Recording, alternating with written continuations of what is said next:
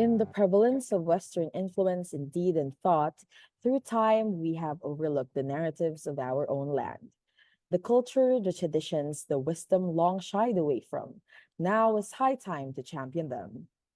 Through discussions and discourse, we now shall uncover the wonders our indigenous heritage has to offer. Immerse yourselves in another philosophical endeavor where dialogue and introspection kindle a flame and not just fill a vessel. To our esteemed guests, faculty, and fellow lovers of wisdom from Bicol region and beyond, great day to all of you.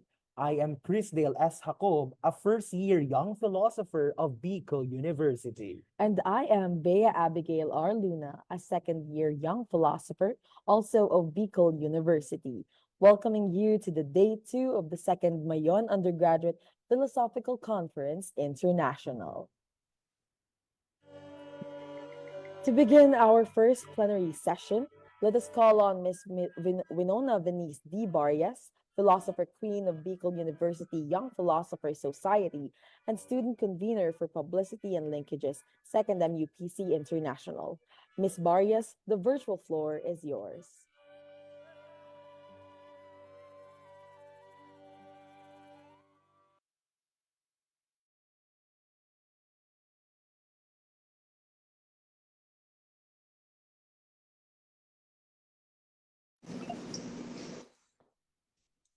Let's give a warm welcome to a distinguished scholar and a true champion of education. Dr. Faye Marcia G. Kamahalan is the Dean of the School of Education at Indiana University Southeast. She holds a PhD in Educational Psychology from the University of the Philippines, Diliman. Dr. Faye has a strong background in educational psychology, focusing on metacognitive reading strategies and service learning in teacher preparation. She has held various leadership roles at IUS and is committed to fostering international academic collaborations, including establishing study abroad programs with the University of the Philippines.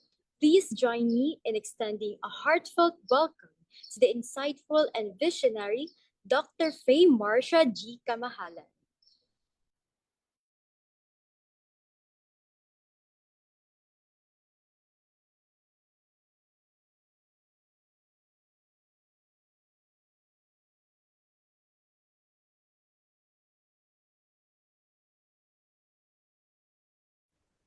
Good morning, esteemed faculty, scholars, and fellow learners.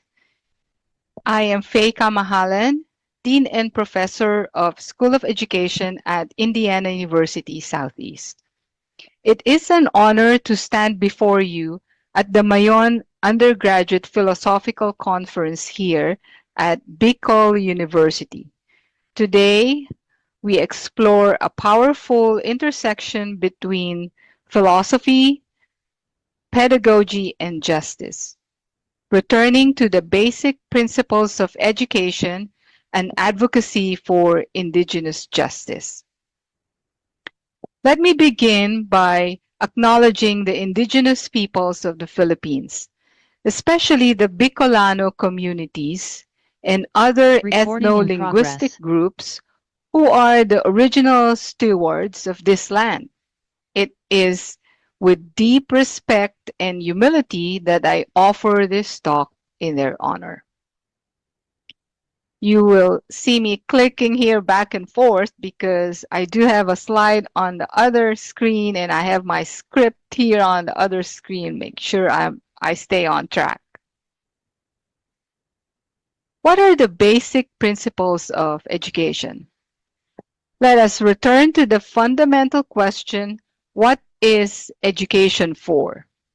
Education, at its root, is about formation, the nurturing of persons and communities.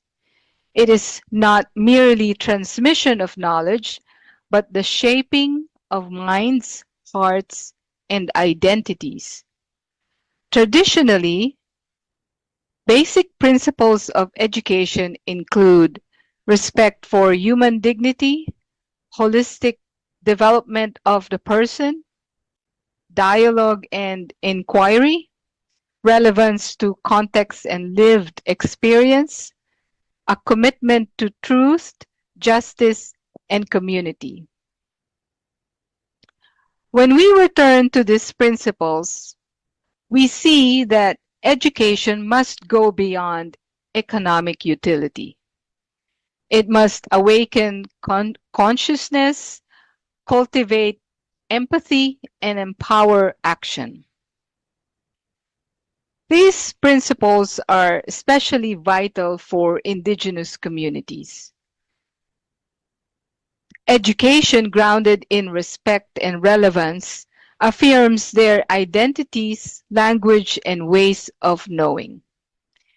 It ensures that learning is not an alienating force, but one that honors ancestral wisdom and strengthens cultural integrity. Holistic development in indigenous contexts recognizes the interconnectedness of mind, body, spirit, and land. Concepts deeply rooted in indigenous cosmologies. Dialogue and community-based learning mirror indigenous pedagogical practices, where learning is collective, experiential, and embedded in daily life.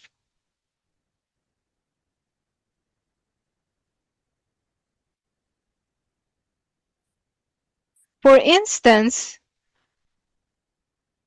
the Aita people of Luzon teach through oral storytelling, apprenticeship, and observation, methods that reflect deep respect for intergenerational knowledge. The Subanon of Mindanao emphasize rituals and relationship with the environment as forms of learning. In the Cordillera region, indigenous education often revolves around the ili or village, integrating agricultural practice, governance, and spirituality. As the late indigenous scholar Ponciano Benagin emphasized, indigenous knowledge is not primitive.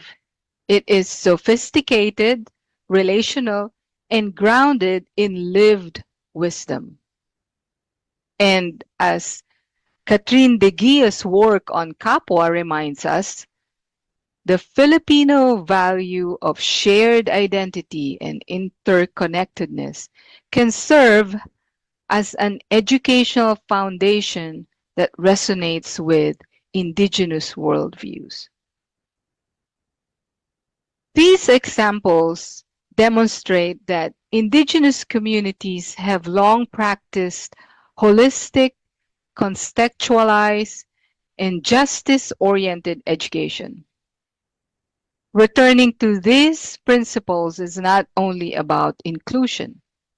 It is about recognizing that indigenous philosophies of education are vital contributions to humanity's shared understanding of what it means to learn and to live.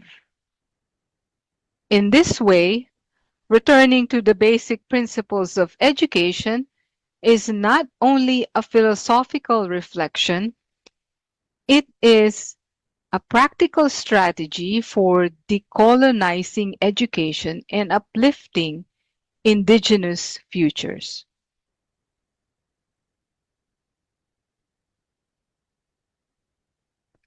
Despite these noble ideas, the reality is that indigenous peoples remain largely invisible in formal education systems. In the Philippines, indigenous knowledge systems and practices, IKSPs, are often marginalized or tokenized. Language policies, curriculum content, and classroom norms frequently reflect colonial and urban-centered values. This exclusion is more than an oversight. It is the continuation of a colonial legacy that has historically devalued non Western epistemologies. When indigenous learners are taught in languages not their own, when their histories are either misrepresented or ignored, and when their communities are portrayed through deficit lenses, the result is educational disenfranchisement.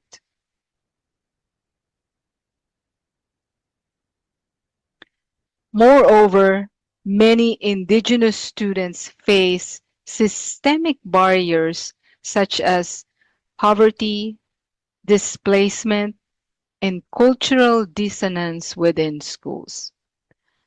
These conditions contribute to lower retention and completion rates among indigenous learners. The loss is not only theirs, it is ours as a nation as we fail to uphold the pluralism and equity promised in our democratic ideals.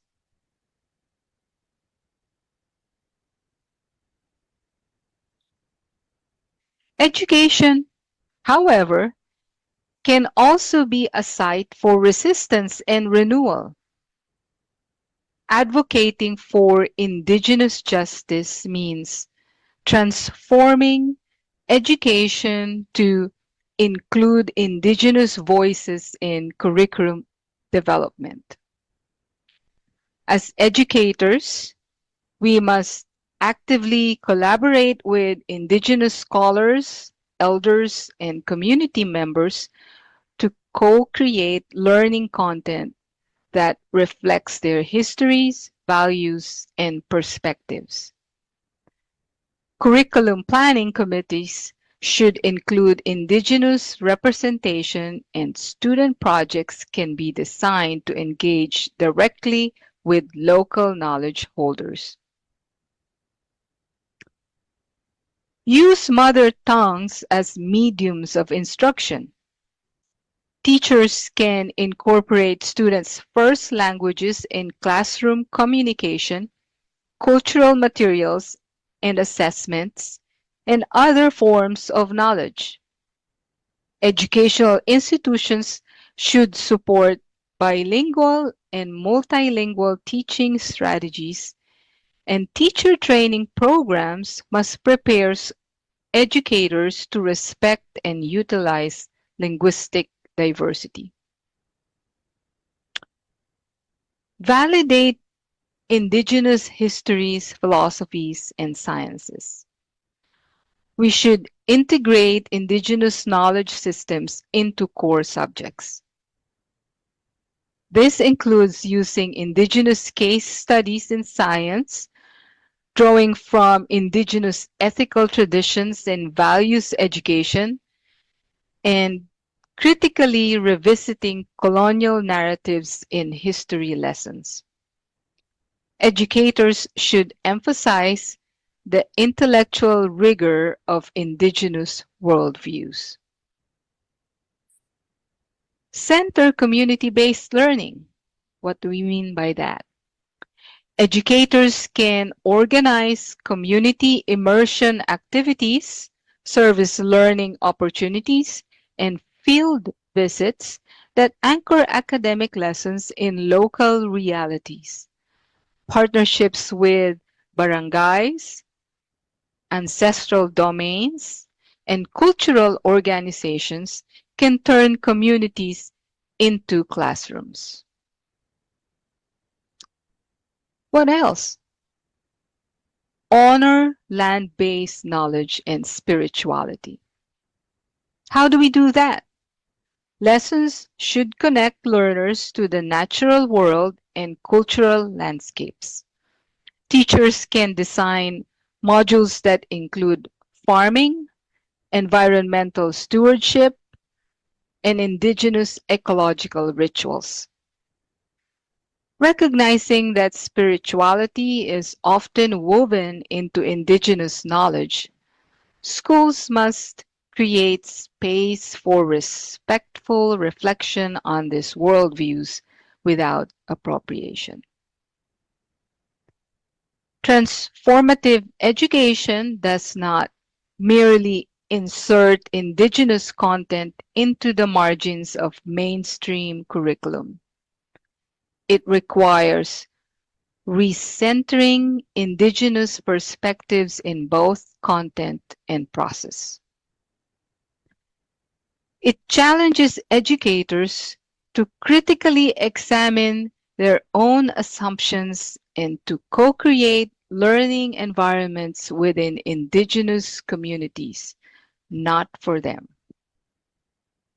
For example, community schools in the Cordillera and Lumad schools in Mindanao have pioneered models of education grounded in local culture, language, and ecology. These initiatives demonstrate that culturally rooted education not only improves academic outcomes, but strengthens community cohesion and resilience. Justice-oriented education is not neutral. It is rooted in solidarity. It seeks not only to educate indigenous youth, but to empower them as future leaders, knowledge keepers, and advocates for their communities and the environment.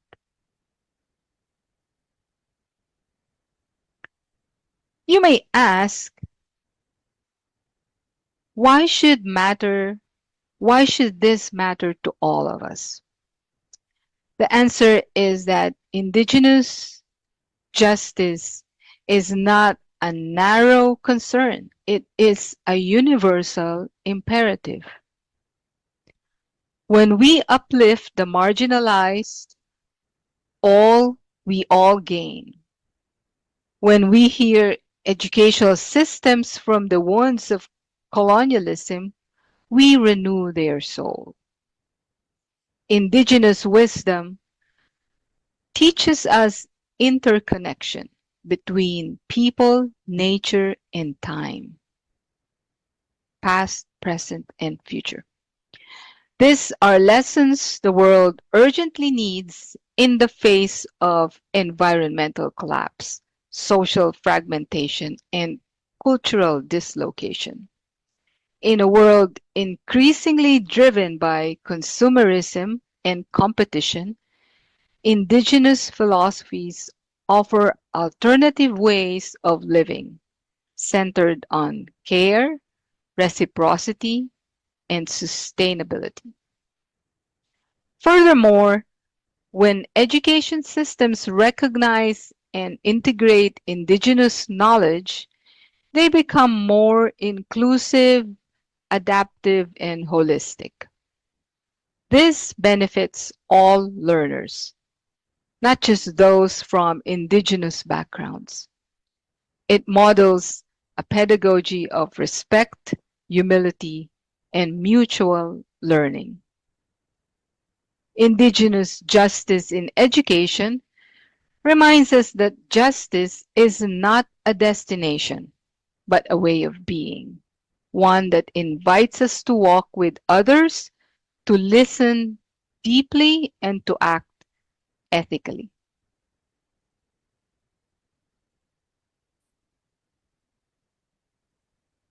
Let us leave today with a renewed sense of purpose.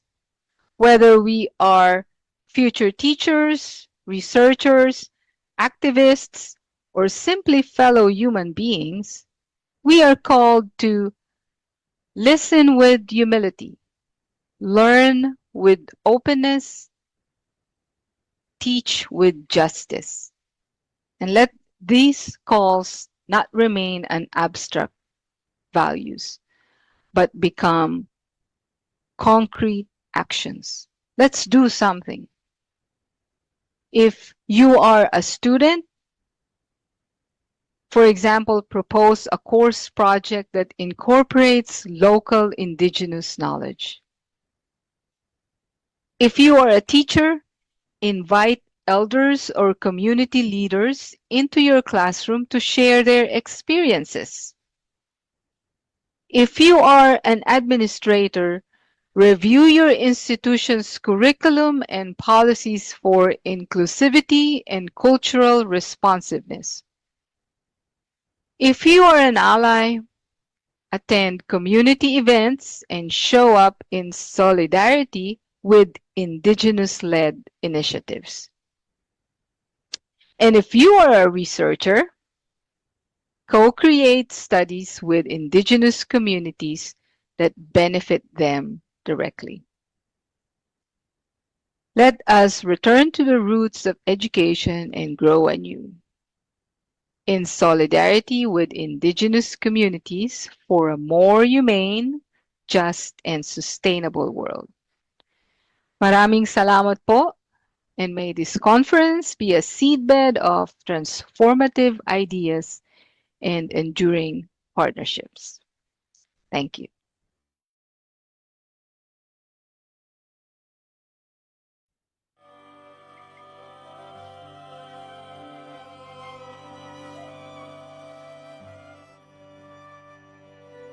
Thank you so much for that insightful talk, Dr. Kamahalan. And surely we gleaned a lot of essential insights from the talk earlier, especially this one. Justice is not a destination, but a way of being.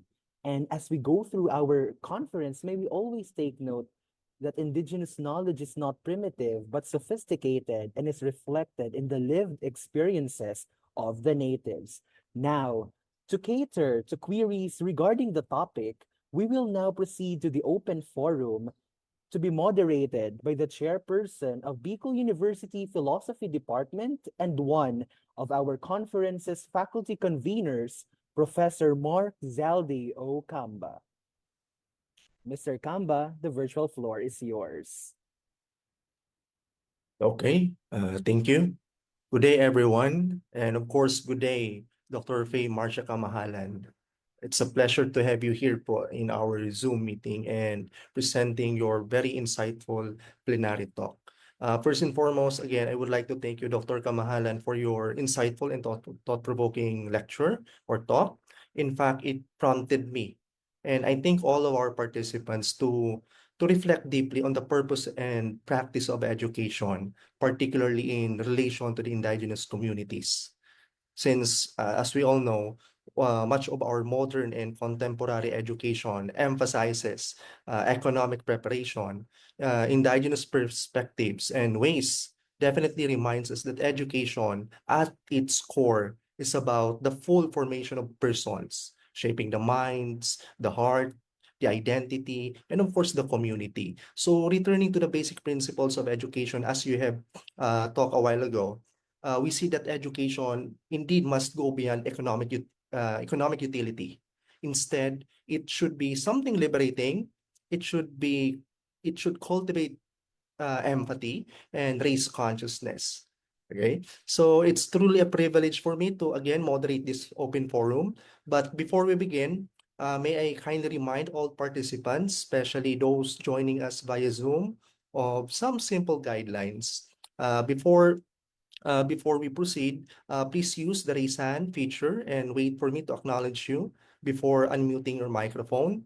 And before you ask your questions, please state your full name and, of course, the name of your institution. And you can also use the chat box for your questions. And kindly ensure that your question is clear and concise so that we can accommodate as much questions as possible. And please feel free to raise questions. And also, you can also share your insights. Okay, any questions?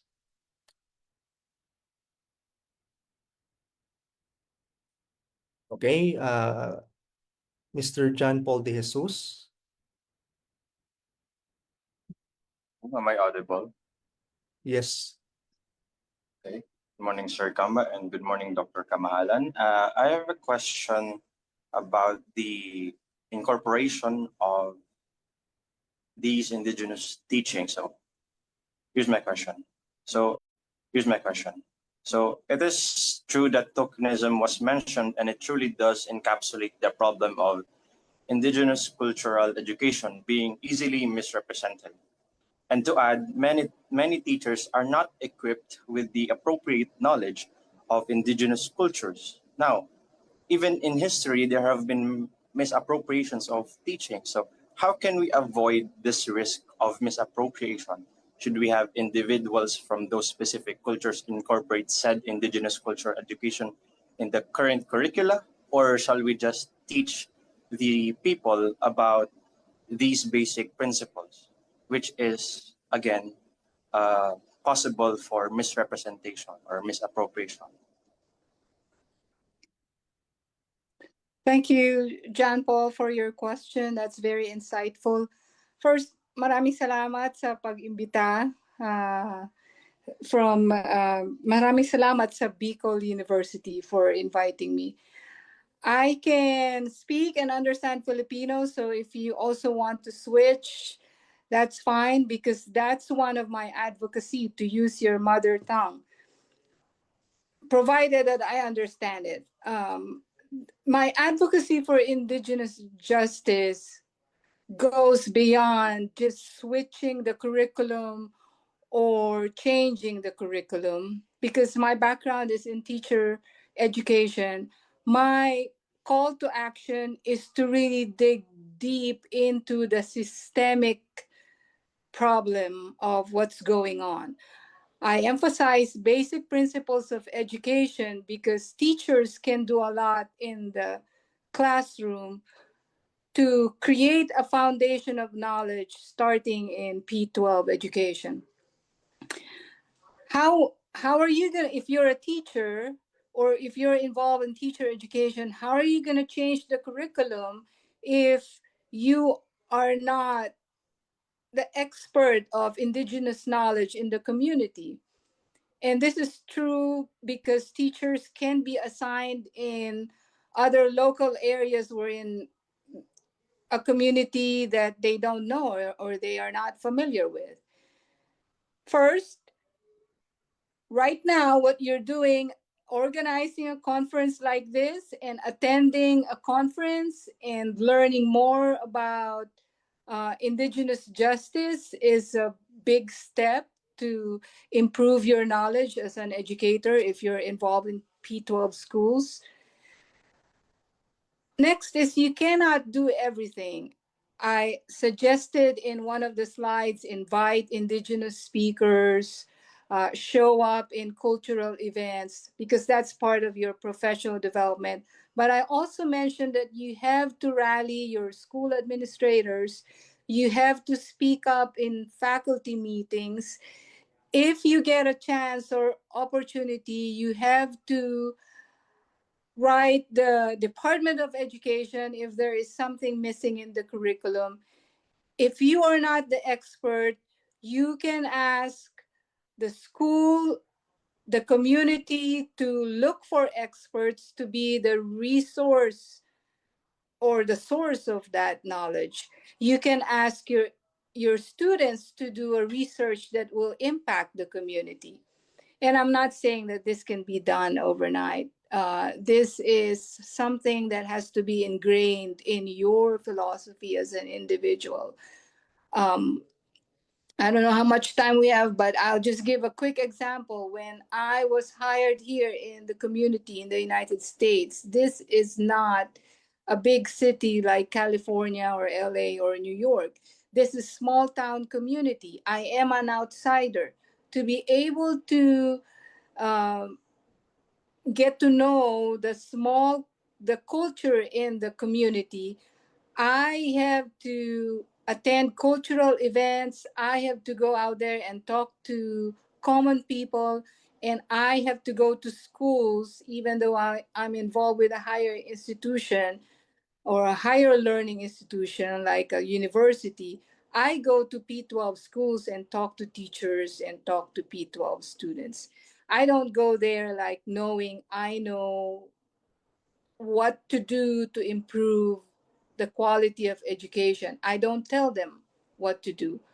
I engage them in a collaboration wherein there is reciprocity of ideas. So There is no recipe that I can give you, like a blueprint wherein I'll give you a book and say, read it, and you'll transform the curriculum, and it will be a curriculum that is responsive to the indigenous peoples. There's nothing like that. It has to start from the educators and the change makers in the society, including politicians, lawmakers, mayors, governors, congressmen, and also um, faculty, even faculty in universities. I hope I answered your question, John Paul, a little bit, even just a little bit. John Paul? Hello, Doc. Yes, definitely. The answers were quite nice, and especially with the fact that it is with our own willingness to have something change in our current society. So, with that, the question was greatly answered. So, thank you very much for that, Doctor. Yeah, just to comment on that, because I think the question also prompts us to reflect about the authenticity in education.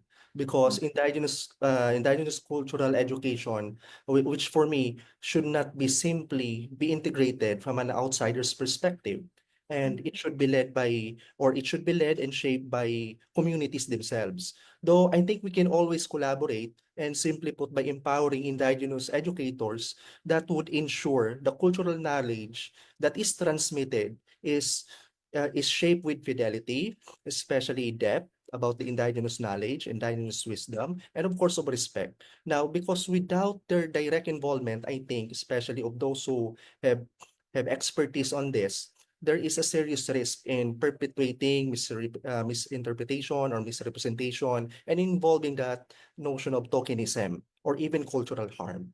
Just to to add to the discussion. Okay. Any more? Miss Kate Banzuela, you're raising your hand. Good morning, ma'am and sir. Am I audible po? Yes, you are, Kate. Okay.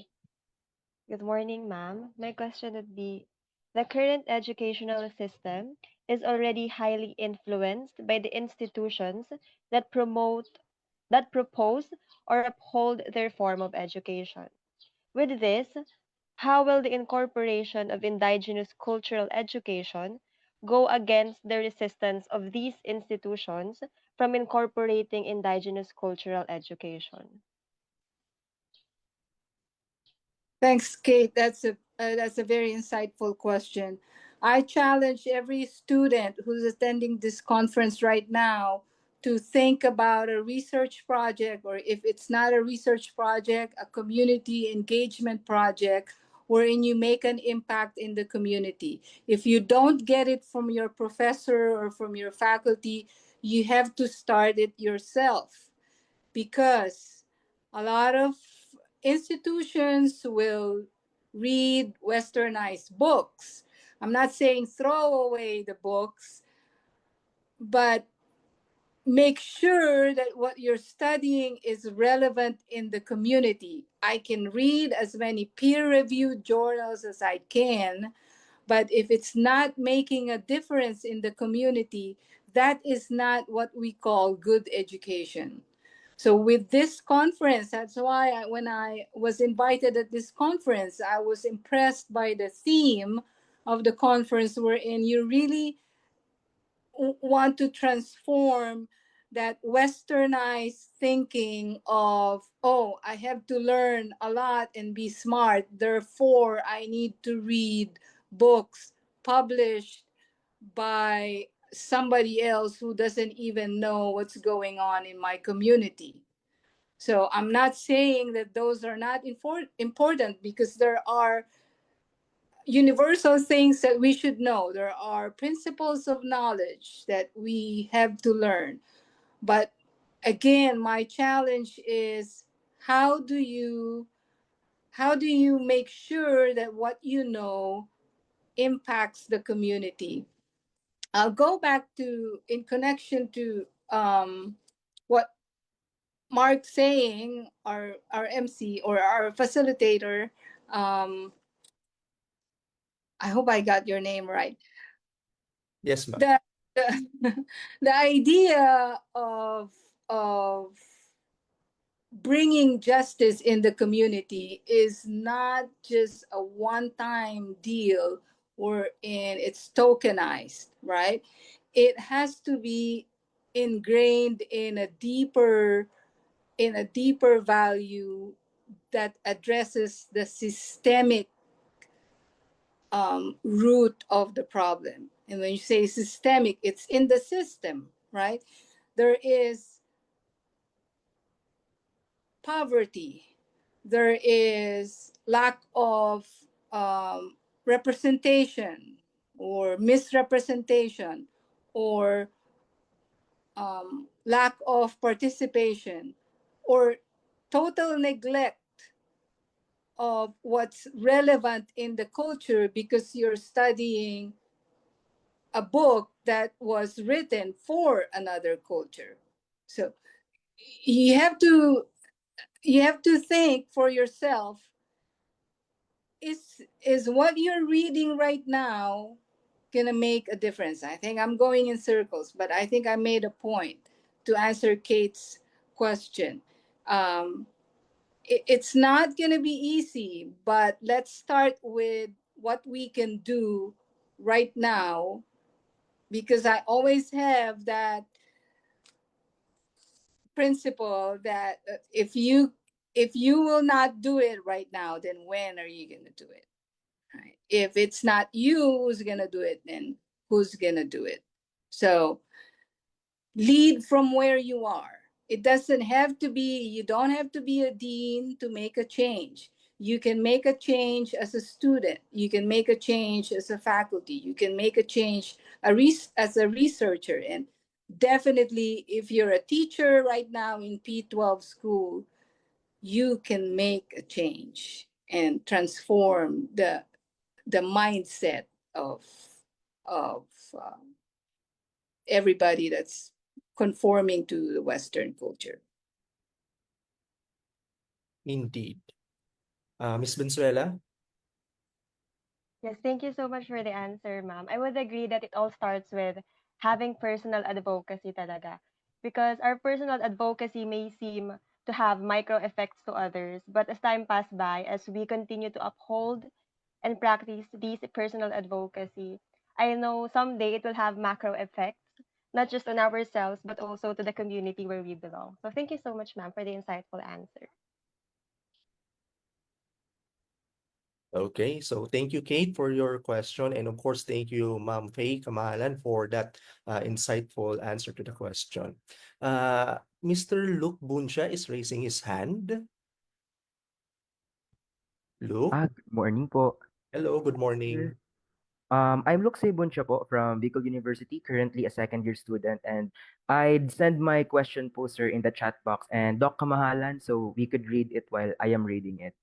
So while listening to your presentation, I was reminded of the quote, "Plant a tree that you won't sit under." To frame this question, I'm contextualizing this question po towards educational administration and policy. Here I'll quote the EDCOM Congress Report 2024 of the Philippines, where one of its conclusions states that the fixation of the DepEd Central Office on inquiring performance metrics from the most local to the divisions, to the regional, to the national, causes bureaucratic issues on data procurement. By this po, I mean na the grades, the academic performance of a grade 5 student could be processed and interpreted and returned only after the kid already graduated from elementary. So parang there's a disconnect po, there's a delay ng interpretation ng ano ng student from what I infer po sa report. With that in mind, this makes me wonder, given your pedagogy, which I have been very interested in po, it's very good. It is it possible po for an educational system that does not focus on this from micro to the national uh, thing, that it focuses on the immediate statistics of a student, and yung pag-interpret po niya is a one-size-fits-all approach na abot muna sa central office ng DepEd, but rather localize the interpretation and recommended interventions for the regional and education and indigenous educational context of students? That's the question po, ma'am. Thank you po. Look, yeah, thank you. That's something that reminds me why I see dropouts who are successful in the community, because not everything is about the grade. And so we also have to change that. Community leaders sometimes are not college graduates or somebody who has a PhD, but somebody who can make things work because of the knowledge that they've learned from experience and from the culture. So, because I am far disconnected right now in the Philippine educational system, because my residence now is in the United States, I can only partly understand the question, but I hope I'm making sense of it. Wherein there are a lot of procedures that we do in school that doesn't make sense to contributing to the education of the individual. And sometimes it affects confidence of the person because you rely on the validation of the school, or you get affected negatively by the label of the school that you did not pass or you cannot read because of the certain standards or criteria. Okay? But a lot of that might be a test score wherein the use of language that you don't know gets in the way of your score, right? So when I was born and raised in the Philippines, it was a struggle to really pass subject courses and read and write because everything is in English, right? But I was thinking right now, if it's in Filipino, which is my native language, I probably have scored better in a lot of tests. The challenge with that is we have to compete also with English as the language of business. So there's a dilemma. Because if you want to excel in the world of business, then you have to excel in the use of language. I don't have an answer. Okay. Now, the answer can be the future in the hands of future legislators, which are probably somebody will be a congressman or a senator or secretary of Department of Education from Bicol University, wherein you have a vision that you will make a change in the Philippine educational system, right? It's now changing a little bit with this conference. This is something new that I've attended. Um, this is actually a remarkable topic that I would encourage the organizers to continue every year and keep talking about changing the philosophy of each individual in the community so that you create an advocacy for indigenous justice. One thing we can do is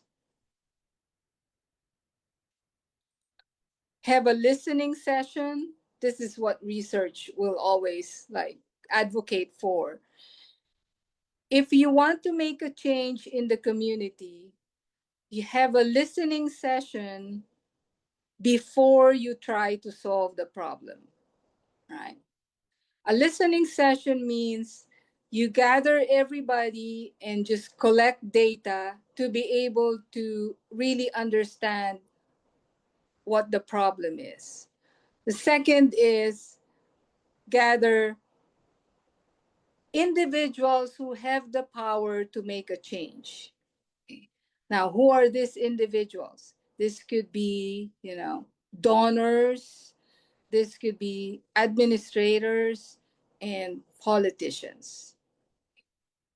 It doesn't mean that a common person cannot make a change, but we have to also address the reality that change happens when the law is changed.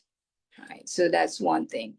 At our university, one example I can give is we change our criteria for promoting faculty by adding a criterion on community engagement projects, which means you can publish in peer-reviewed journal, and that is reputable, and that is um, of high value.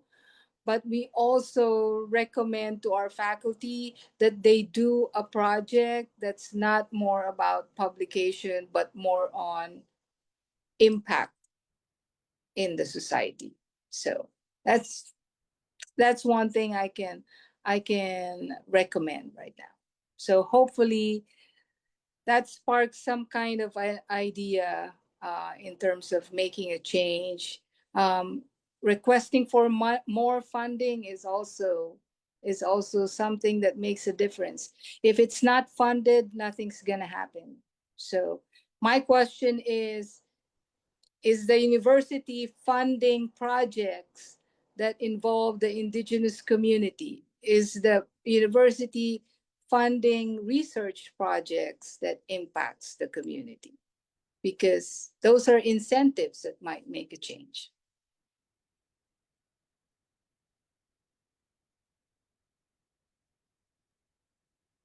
Okay, Luke? Uh, well, thank you very much po for that very wonderful question, ma'am. Actually, you've already answered most of it po.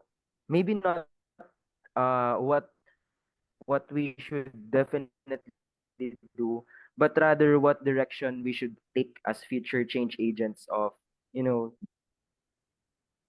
the Philippines. Nag-freeze po kasi ng konti. Yes. Yes. Okay po. Thank you po. You're audible. And so, okay. So just a bit of a response po to that, ma'am. In Bicol University po kasi, we have four guiding principles that, we try to strive for: character, leadership, scholarship, and service. So sa service component po, we're trying to focus on extension, and meaning we're trying to extend our reach from the university to communities. And that's really true, ma'am. Looking at it from the lens of Freire's critical pedagogy, it's really imperative po and important na we don't only talk just within the academia, not with politicians only, not with those in power only, but even at the local, even at the most micro units of society. So that's very much a very good inspiration po, ma'am, for hopefully future studies. In the words of my professor, Prof. Palma, this could be a paper. And maraming salamat po. Marahing na aga po, ma'am. Good morning po. Thank you so much po. Okay, thank you, Luke, and thank you, Dr. Faye. As much as I wanted to continue this, however, due to the constraint of time, I sincerely apologize because I won't be able to entertain some queries.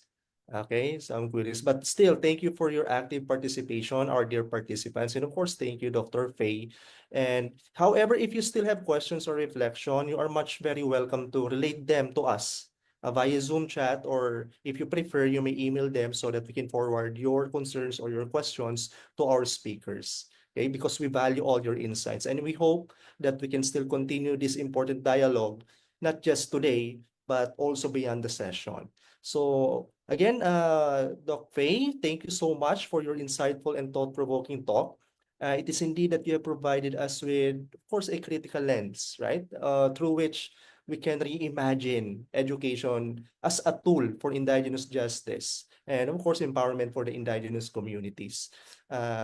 On behalf of the organizing committee and all of the participants, again, I would like to express our deepest appreciation to you, ma'am, and as well as to your institution for your contribution.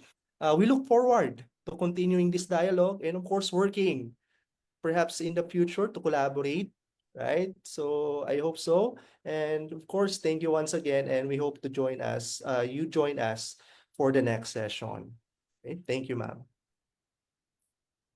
Thank you. Bye. Truly, that was a very insightful dialogue. Thank you so much, Professor Kamahalan, Professor Kamba, and to our dear participants for that beautiful engagement.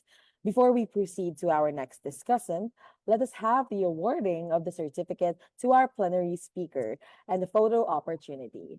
And with this, may we ask the student conveners, our moderator, and the speaker to turn their cameras on for a photo opportunity. At this point, it is my honor to read the citation.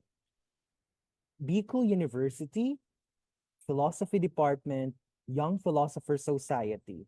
Certificate of Commendation is given to Faye Marcia G. Kamahalan, PhD, for generously sharing her time and profound expertise as the plenary speaker during the second MAYON Undergraduate Philosophical Conference, MUPC International, with the theme Indigenous Philosophy, Reclaiming Narratives from the Peripheries, held on April 28 to 29, 2025 at the Bulwagang Biuenyo Student Union Center, OSAS, Bicol University, Legazpi City, Albay, Philippines, and Zoom meeting. Your profound wisdom illuminated the significance of indigenous philosophy, fostering rigorous intellectual engagement and profoundly enriching the academic discourse of the conference. Given this 29th day of April 2025 via Zoom meeting at Arcilla Hall, BUCSSP, Daraga Albay, Philippines. Signed, Winona Venice D. Barrias, Dio Emmanuel C. Sadang, Audrey Maxine L. Buwasan, Student Conveners, MUPC. Professor Mark Zaldi Okamba, MPR, LPT, Department Chair, Philosophy Department, Conference Convener, MUPC, and Attorney Alex Binepo-Moseno, PhD, Dean, College of BU Social Sciences, BU College of Social Sciences and Philosophy. Once again, we are requesting everyone to turn on their cameras for a photo opportunity. We shall be starting the countdown on my cue. 3, 2, 1. Put on your best smiles. And 3, 2, 1.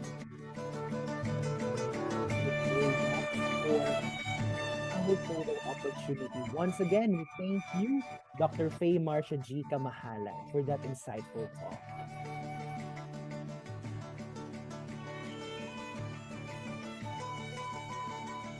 Now, moving forward to our second session for today, let us call on Ms. Audrey Maxine L. Buwasan, our conference student convener for Financial and Administrative Affairs, for the introduction of the next plenary speaker.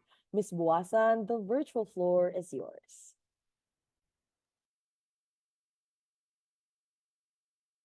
Ladies and gentlemen, it is my honor to introduce Dr. Rogelio P. Bayod, an esteemed Filipino academic and thought leader.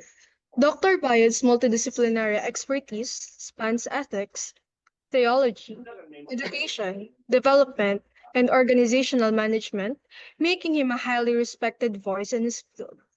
Currently, a faculty member at the North Valley College Foundation Incorporated, Dr. Bayod holds a PhD in bioethics, which he earned from the prestigious American University of Sovereign Nations in 2020. Dr. Bayod's research delves into crucial areas such as indigenous peoples' rights, adolescent development, and counseling. His scholarly contributions include impactful publications like Indigenous Worldview on Health and its Implications to Modern Medical Practices, Innovation, and Education, and The Ethics of Technology, How Can Indigenous Thought Contribute? With his passion for advancing knowledge and fostering meaningful discussions, Dr. Bayod continues to be a catalyst for positive change in education, ethics, and beyond. Please join me in giving a warm welcome to Dr. Rogelio P. Bayod. Hello, good morning. Can I be heard?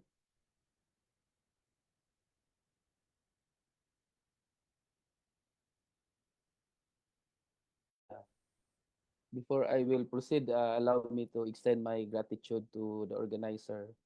And of course, I think that my good friend is still the president of BU, Dr. Baby Boy Nibres. Is he still the president?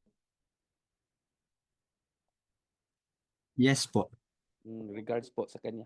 He was my executive vice president for NCR when I was the president of PACSA. Okay, I will share my screen.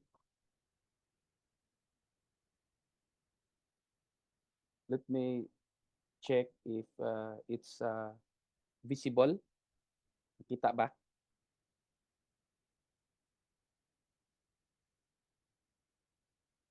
Can you see my screen po?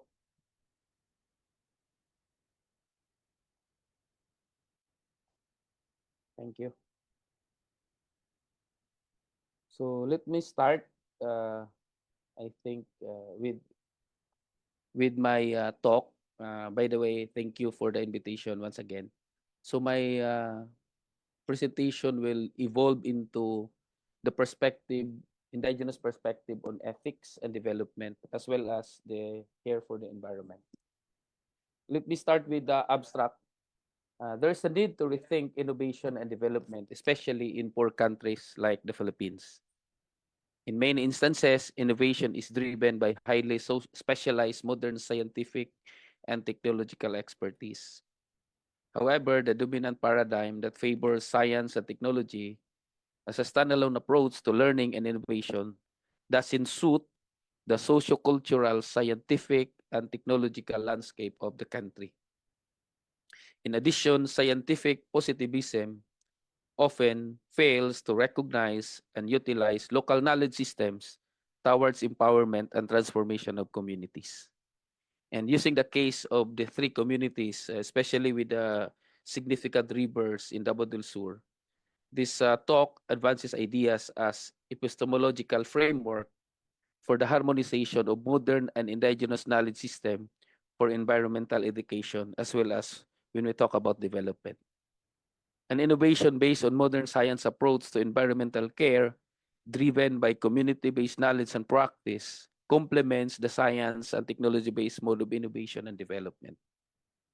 And harmonizing the indigenous knowledge and practice of doing, using interaction, or the DUI, and science and the modern technology innovation, or the STI mode of learning and innovation, propels the development of insights better than just any of the two. So these are the rivers that I have worked with and visited community. This is in Marilog, in Davao City. The other one is in Digos, my hometown. And the other one is in Bansalan, which is still part of Davao del Sur. Now, let me start immediately. When you talk about innovation is a key driver to economic growth, we understand that. No? Innovation leads to higher production and delivery of enhanced goods and services, translating to employment opportunities, income, and consequently sustainable economic growth. However, the 2022 Global Innovation Index ranked the Philippines 59th out of the 129 economies and 75th in innovation inputs and 51st in innovation outputs. And most innovation across major economies are driven by science and technology, also known as science and technology innovation, or the STI. And STI innovation has been regarded as the foundation of all innovation programs and metrics. However, Fitjar and Rodriguez Posse argued that science and technology are the key elements for the generation, diffusion, and assimilation of innovation. But while scientific and technology-based innovations tender a high competitive advantage to upper-income economies, the lack of scientific expertise and technology infrastructure in developing countries like the Philippines yield to relatively low metrics on innovation.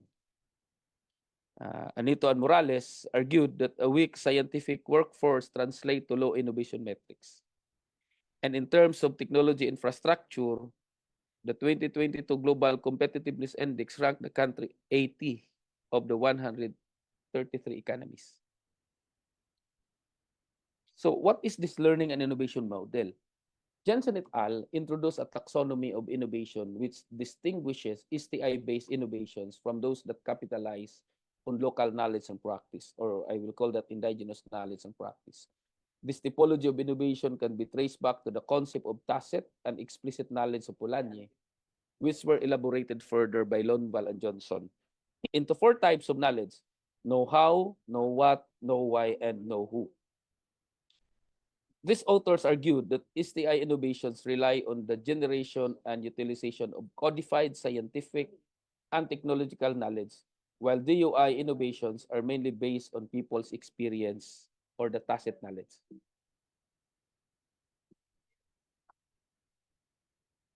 Let me continue. Given this binary taxonomy, debate sprung as to which between the two innovation model is better.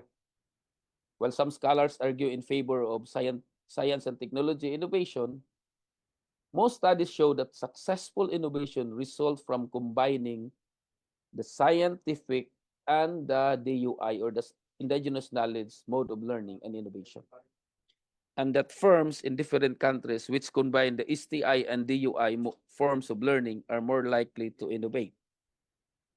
So research on knowledge and knowing traces its roots to the seminal work of Polanyi, which argues that knowledge is always attached to its creation, communication, and application. And if I may add, to its cultural landscape. So the tacit knowledge pertains to what people carry around them, what they observe and learn from experience, and what they internalize. So this tacit knowledge or indigenous knowledge develops from one's own actions and interaction with the social environment. So what was the main goal of this project then? Was just to document in the indigenous knowledge and practice in terms of taking care of their environment, which can be potential source of experience-based approach in environmental preservation and education. Of course, the next goal was to provide concept towards harmonizing these approaches to the science and technology-based approach of environmental preservation and education. And the harmonization of these approaches can be an alternative framework for environmental education, both in pedagogical content and practice or praxis that schools, colleges, and universities might adapt.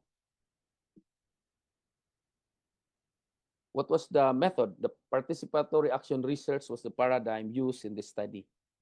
PER, or the participatory action research, is rapidly becoming a leading paradigm within the social sciences. Although you are in philosophy, and sometimes most of us are doing, library research, doing discourse analysis, but it's also good to also work into some data, primary data. So that was the method that I use in this. It is a collaborative process of research, education, and action. PER promotes inclusive participation in knowledge production, management, and application, integrating community values and beliefs. So as I mentioned already, one community is located in the upland village of Davao del Sur, my province. The community is situated within the river that stretches along Santa Cruz, the first municipality, and stretches in Digos and Haguna, another municipality. And major portion of this community belongs to the watershed area of the city and the province. We talk about the indigenous peoples in this community are mostly the Bagubo Tagabawa, because there are 12 tribes in Davao region documented so far. One Bagubo Tagabawa. The other community is located in the upland area of Davao City, which is still part of Davao del Sur, and the indigenous peoples in this area are the Ovo Manobo. That's another tribe. The river in this community are the Tamugan River, which is the main source of potable water for the residents of Davao City. So taking care of this, river is vital for the survival or the future residents of the city, especially in the lowland area. The last community is in Bansalan, which is in Davao del Sur. This is a boundary in North Cotabato. And again, the indigenous peoples in this area are the mixed with Bagubo Tagabawa and the Obo Manobo, because mostly the North Cotabato area is populated by the Obo Manobo. Another variation of Manobo, Manobo Kulamanon. These are many variations, but basically they are Manobo. So now, I disregard the results basically for the social science aspect. I will proceed immediately with how can we infer and some theoretical discussion of the result. So based from the narratives of the people in the communities that I have worked with, it can be gleaned that values and belief system related to environment and environmental protection, as well as development, are crucial components for this environmental protection and advocacy. The value of environment has customarily been divided into two main types, the instrument or utilitarian, as opposed to intrinsic or inherent. The anthropocentric view incorporates a utilitarian or instrumental value of the environment, where value lies only as means to human ends. It was found out in many of their uh, discussions during FGD and interviews that some indigenous peoples value environment because environment also has something beautiful things that can be given to human beings. So that means it shifted from the more ecocentric and biocentric view into anthropocentric. And I will discuss this as we go along.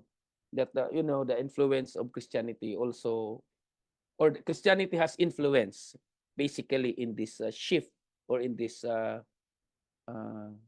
shifting of belief system.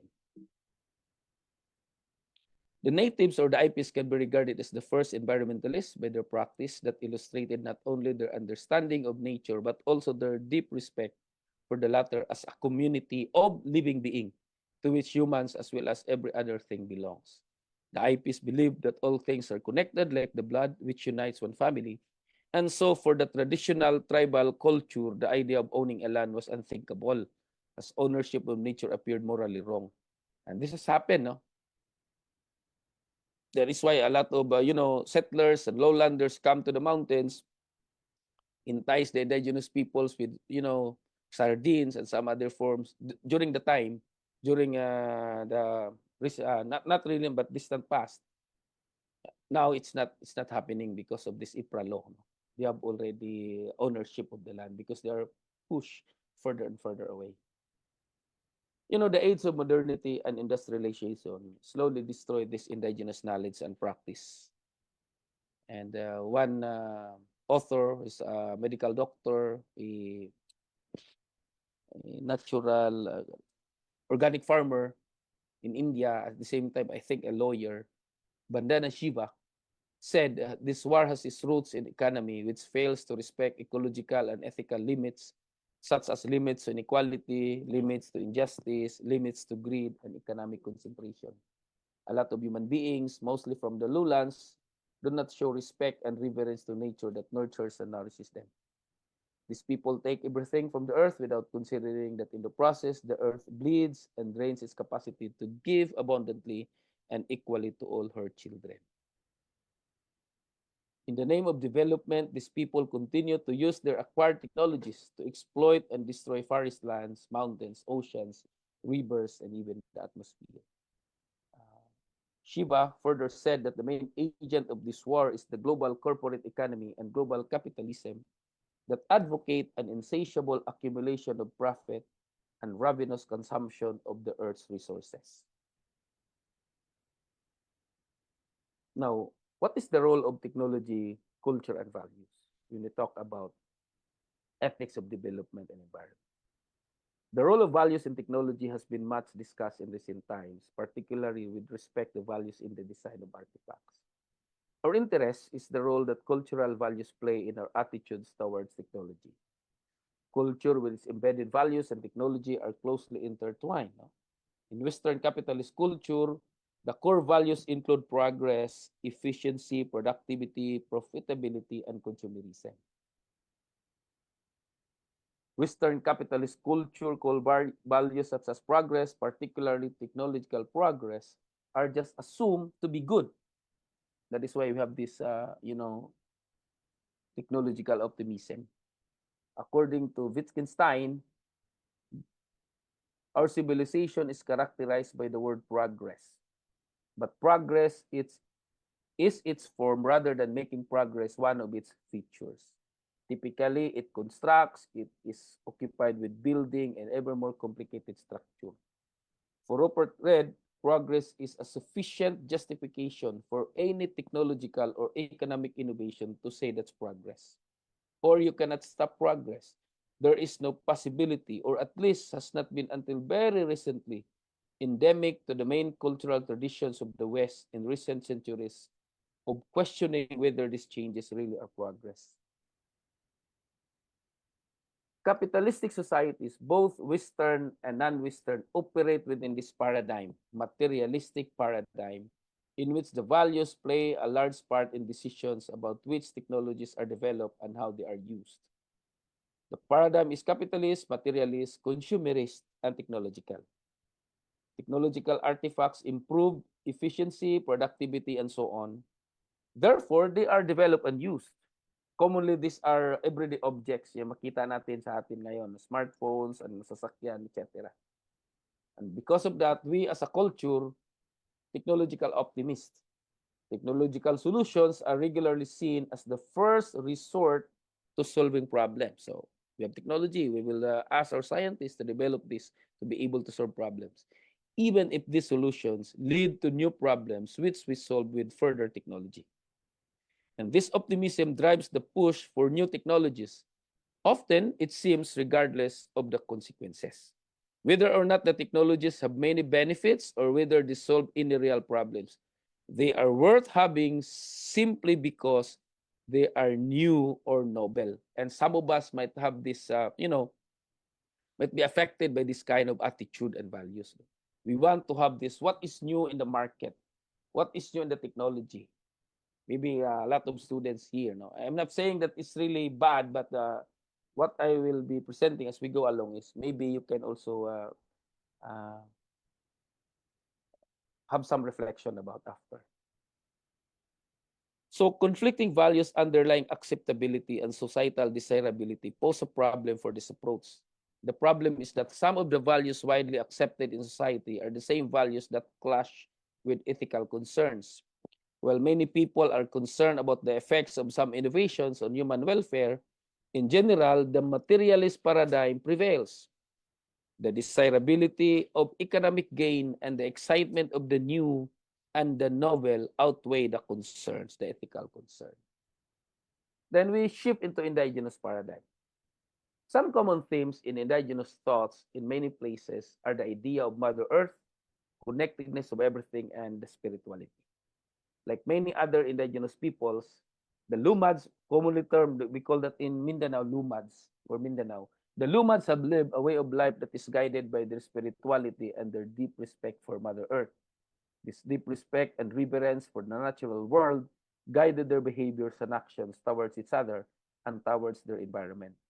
It has also encouraged them to resist the more westernized way of life based on capitalism, materialism, and individuality. For Carl Gaspar, no, this is a very famous. He's a brother. He's from Mindanao. Actually, he's from Digo City. An anthropologist and Catholic missionary who spent almost of his missionary work with the Lomads. The land on which their homes are built, where they can hunt and gather fruits, where they can cultivate their farms and fish, and where their ancestors are buried, is sacred to them because it is like their pharmacy, where they can look for plants, market where they can get their foods, church where they can worship their deities, and stage where they can perform their cultural practice and traditions. In addition, the land is an abode where they live, and it is also where the spirit world and that of the living coexist and interpenetrate with one another. Hence, they value the need to maintain peace and harmony with all beings that dwell therein. So, in one of my field works, according to one IP cultural worker, sabi niya, plants, rivers, and trees are abodes of the spirits and messengers of the spirits. So that is why we treated them with so much respect and reverence. A few tribal leaders and elders also explained that for them, anything that belongs to their ancestral land is predestined to be there by Manama, the name of their god. The manner by which they treat these beings, plants, animals, and nature can either bring them good or bad or harm, If they treat them with respect and love, good things will happen. And consequently, bad things will happen to them if they treat these beings badly. Many IPs believe that land and natural resources belongs to God, spirits, and ancestors, and land use depends not only on the initiative of the occupants, but on how well the occupants relate to gods, the spirits, and ancestors. Since land is so important for the survival not only of their species but also of their cultural practice and traditions, many IPs still continue to protect the integrity of their land. Despite a lot of problems, development aggression, mining, and even militarization in the upland, just because, when there is business and there is mining, there is also this militarization. Because when the IPs resist, they are, uh, uh, red tag as uh, from the communists. And so to justify the entry of the military. But many IPs still protect the integrity of their land. This is because modernity, with its culture of consumerism and capitalism, armed with technological sophistication, has threatened the worldview of the IP. Now, another paradigm is interconnectedness. Indigenous people in other parts of the world have a common belief in their interconnectedness with nature. Their way of life has them living intimately connected with nature and the living and even non-living elements with nature.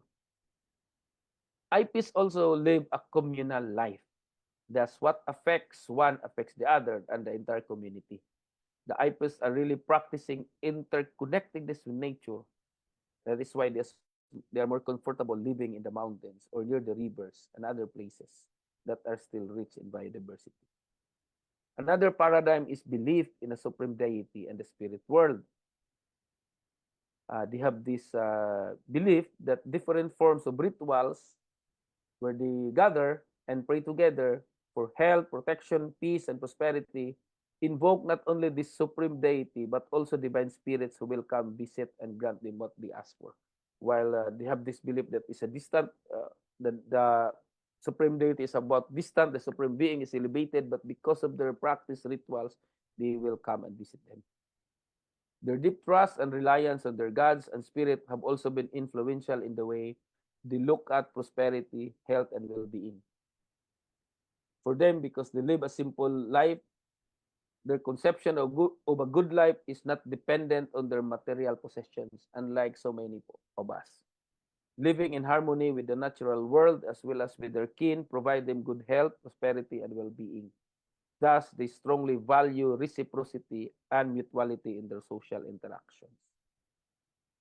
Now, what is the difference or some differences and similarities between the two paradigms? We talk about the earth and the natural world. Western views have been strongly influenced by, if not based on, Christianity. And this is certainly true regarding how we see the earth and the natural world in general. In the Old Testament, two different positions are stated, one domination and the other stewardship. According to Genesis 1, verse 26, God said, "Let us make man in our image, after our likeness, and let them have dominion over the fish of the sea, and over the fowl of the air, and over the cattle, and over all the earth, and over every creeping thing that creepeth upon the earth." In Genesis, in this verse, humans are given license to dominate the non-human world.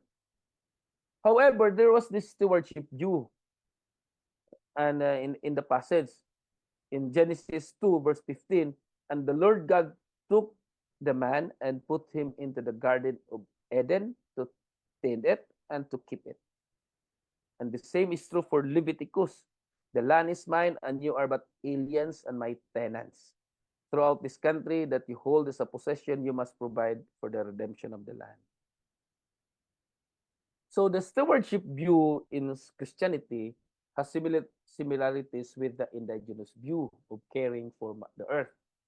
However, this is our contention, institutionalized Christianity seems to have emphasized dominion and has thus placed few inhibitors on developing and using technologies for destroying or badly damaging the natural environment in ways in which we cannot recover.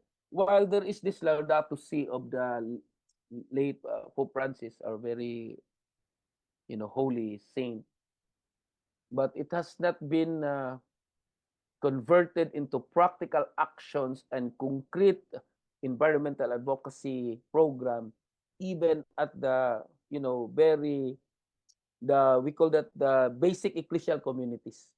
Wala talaga na translate yung Laudato Si. Another aspect of the different perspective is highlighted in God's curse when ejecting Adam and Eve from the Garden of Eden. Curse is the ground for thy sake. In sorrow shall thou eat of it all the days of thy life. Thorns also and thistles shall it bring forth to thee. In the sweat of thy brow shall thou eat bread till thou return into the ground. So that means this is an image of humans fighting with the natural world rather than living in harmony with it and caring for it. So a lot of us, maybe, if, I don't know, a lot of people, when they say snakes, they will the tendency is really to kill that. But if you're into deep ecology, you let the snake because the snakes are very much helpful in the in the rebirth and natural fertility of the soil. Relationship and connectivity. The Western worldview emphasizes the importance of the individual rather than community and relationship between individuals, particularly in English-speaking part of the West. For IPs, community is more to the fore. Furthermore, while it might be conceded in the Western worldview that we humans are mammals and in that sense part of the natural world, we are made in God's image and therefore qualitatively different from other living creatures and particularly from the non-living world, the very anthropocentric. Our kin are limited to other humans. Certainly, some people have close relationship with their pets and even with non-domestic animals, but that is not really built into our own worldview. The IPs might not see non-humans as kin either, but we see them as having spirits and so not as different from us. They all need to be respected. The connectivity both between humans and between humans and non-human is stronger. The last element is spirituality. Spirituality is part of both the West and the IP worldviews, even if becoming less important in the former. Because God, in the Western view, created the world but is separate from it. In the Old Testament, God plays a more active part in the world affairs, but in the New Testament, the emphasis is rather on the next world, the next life. At least that is how it is largely portrayed in institutionalized Christianity. We focus on the life after death. God is the supreme spirit, but not necessarily the only one. Humans might also have spirits, which after death leave the body and go to heaven or hell or perhaps elsewhere. Depende sa paniniwala mo. But basically, dalawa lang sa Christianity, heaven or hell. For IPs, as we saw, there is a supreme spirit, but also many others, residing not only in people, but also in other creatures such as trees, rocks, and even artifacts. So the division, therefore, between the spiritual and the material world is not as sharp as in the Western view. Given what appear to be radical and irreconcilable differences between the current Western materialistic, individualistic, and technological paradigm and the indigenous worldview considered, it seems unlikely that the typical Western person could be persuaded to see the world in indigenous way. However, we just want to suggest a kind of consideration of indigenous ways which can at least modify our paradigm in ways that will encourage technologies that are more conducive to human well-being. So what is this modified paradigm? This is purposes of discussion lang. Ato lang, sorry, nakabisayan ako. We'll just want to make it discuss one by one. No? Yung Earth as a mother, interconnectedness, and spirituality. We are almost there na. The first of this is Mother Earth. The earth cares for us in the sense that she supplies all of our needs, just as a good mother cares for her children. So good children are grateful to their mother and in return care for her. Likewise, because the earth cares for us, we should be grateful and in turn care for her. We no longer see her as something to be exploited for our wants, greeds. However, excessive they may be, but rather as someone from whom we take only what we need. We realize our dependence on the earth, therefore we must care for it. There are similarities between good mother and the earth or nature, and even in this highly technological age, it provides all the resources needed for our survival. Ultimately, regardless of how highly refined some product is, what is refined comes from the earth. So the relationship between humanity and the earth is not so different from that between a baby and its mother. A core part of a revised paradigm then is seeing the earth as our metaphorical mother which supplies all our needs. The second is interconnectedness. We all have the same mother, so we are all related. We are all kin. Again, this is a strong metaphor which encourages us to think carefully about our treatment of non-human nature. Most of us do have special bonds to family. So if the family now is extended to the natural world, we would look at it as not just something to be exploited for our own benefit. The third is the spiritual. While many who live and work within the typical Western paradigm would claim a strong spiritual element in their lives, in general, it is not enough to counteract the prevalent materialism. You know, this the new religion, the religion of the market. At least part of the reason for this is that the Christian interpretation of the spiritual is that it is separate from the material. You know that you are philosophy majors, so the world of ideas and the world of senses. Even if this is not essential to Christianity, in general, the spiritual world is one thing and the material world another thing. Indigenous spirituality is much more closely linked to the material. The earth as a mother is not to be harmed, and trees, animals, rocks, and so on have spirits and are the or homes of the spirits. Even if you are reluctant to accept the natural objects have spirits, this way of looking at the spiritual is also a powerful metaphor. It reminds us that the material is not at all that there is and is probably not the most important.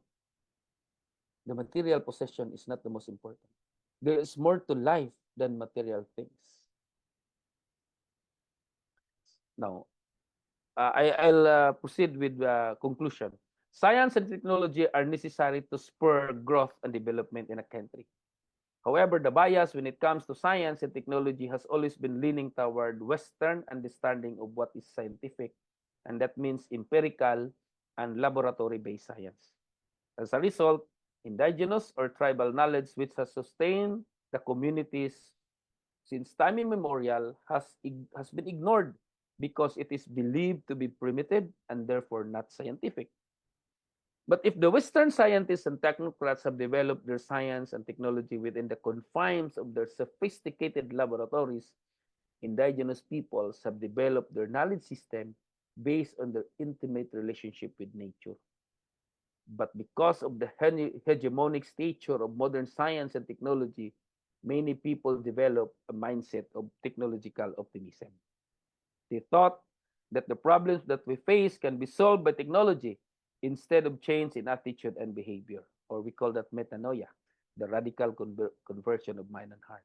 And for instance, in the aspect of climate change, instead of refraining one from overconsumption of electricity, fuel, and others, and to live a more simple lifestyle, just like the indigenous peoples, technocrats and scientists may brag their expertise in science and technology to offer what they thought are viable solutions to the problems. We know there is the imminent threat of the impact of climate change to indigenous peoples who are living in abject poverty. And yet, it is not yet well documented and accepted that indigenous peoples can also offer viable alternatives in addressing its adverse impact. This indigenous knowledge and practice in combating climate change has not yet been properly utilized by agencies and institutions working on climate change mitigation because they are still banking on with the scientific and technology-based approach. Now, the aim of the study was to advance an alternative framework for environmental education which harmonizes scientific and technology-based approach and indigenous knowledge system and belief within the community. We should be looking more carefully on the social values that drive the development and use of technology. Perhaps we need to examine how these values relates to some big issues, such as the purpose of technology and its role in helping humans to lead flourishing and satisfying lives. Western materialist paradigm is anchored on consumeristic attitudes and dominance over nature for greater economic gains through the use of sophisticated technologies. Indigenous paradigm, on the other hand, is anchored on harmony with nature, respect and reverence with nature, and of course, simple lifestyle. With that, I would like to end. And as I said, to be able to again harmonize while we treat river, for example, the coliform content, we also use science. No? So again, the paper is not to disregard science, but to harmonize some of our approaches with indigenous knowledge system and gain reflection and insight from their practice to be incorporated in our environmental education, advocacy, and attitude towards technology and development. Again, thank you so much. I think I have exceeded the allotted time. Thank you very much. That's the end of my presentation. Thank you for that thought-provoking presentation, Dr. Bayod. And we are in high hopes that this presentation or this discussion will surely yield transformative results. For the open forum session, may we call on Professor Fernandino J. Pancho, faculty convener, to take the virtual floor. Professor Pancho?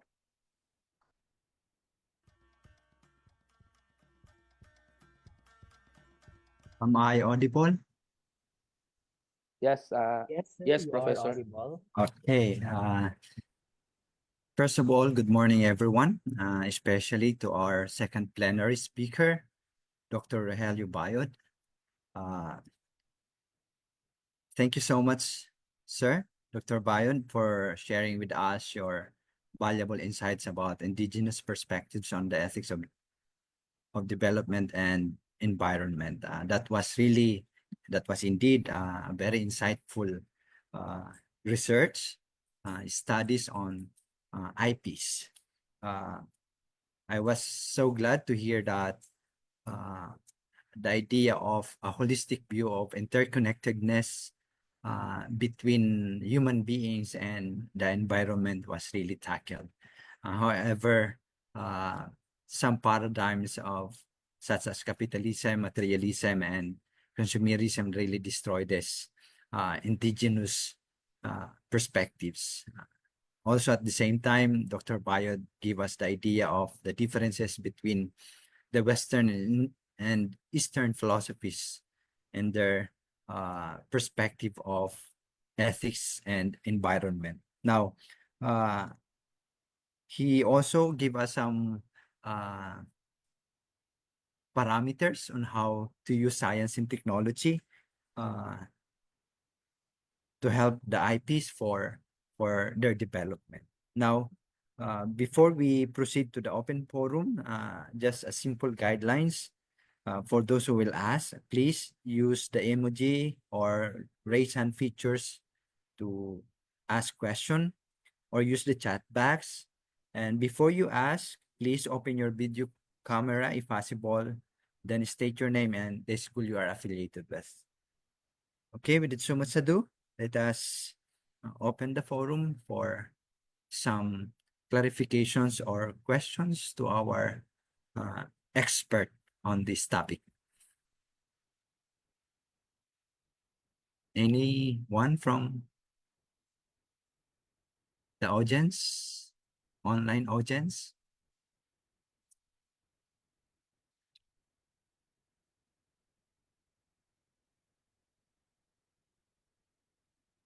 Okay, while waiting for them, maybe I will start this with a question or some clarifications already. In the Philippine context, Dr. Bayod, we have already the so-called Indigenous Peoples' Rights Act, right, of 1997. And we all know that indigenous people around the world are really calling for the recognition and protection of indigenous rights, including the rights to self-determination and the right to control their lands and resources. But how come even until now there are so much injustices? How can we bring justice to these aspirations? Thank you for that very timely and still a debate and complicated issue that you have raised, Professor. Um, my take is that basically IPRA law, although it is a result of a clamor for self-determination by indigenous peoples and although with the help of some missionaries, but still IPRA is a state apparatus. It's a state apparatus uh, still marginalizing some of the indigenous peoples. A lot of leaders, although I will not generalize, but a lot of leaders being put as regional directors of, because after IPRA they have this NCIP, no, the arm, the National Indigenous Coalition for Indigenous Peoples, no, the NCIP, and they have filled in directors and provincial heads. Some of the directors being filled by the government are being put there because they want to expedite some of these development projects like mining, etc. There is no mechanism actually to really collect the voices of those in the margins, the leaders, especially the leaders, to select among themselves who will be the representative in the NCIP. So NCIP election is being done or being appointed by government officials, and the business interests and personal interests of these politicians still operate, and they are convenient because the pass through NCIP. We call this the FPIC, free, prior, and informed consent. It's already being given because they're fielding officers. They can just bribe anytime. So what happens? A lot of officers in the NCIP get rich, and if IPRA law, according to IPRA law, you cannot sell ancestral domain claims or CADT and CADC, ancestral domain titles and certificate of ancestral domain claims. You cannot sell that, but with the help of NCIP, what happened? Even corporations and even politicians own huge acres of land there in the mountain, and their fellow IPs cannot even own. So that means there is new form of oppression. Fellow IPs are oppressing the lower IPs. But because these IPs are now being used as a state apparatus to divide and conquer, kung bali, Professor. Parang maano sila doon. Parang that's how I see it. Although there is hope because some directors of NCIP are really, pro IPs, but it's not, as I said, it's not institutionalized. So that's the problem. So they're still push further and further away, and parang ano nang nangyari dito, Professor, parang justified justified colonization because meron nang nakapasok diyan sa loob sa kanila ba na maka-justify na dumaan yan sa amin eh. Granted yan. That's how I see it. That's you know, disgusting pa rin ang nangyari even until this time. Thank you so much for that. That was really enlightening. But it is sad to hear that there are really politicians and or even IPs themselves become being used by these people to oppress them. Any other questions from our audience, from online audience, please?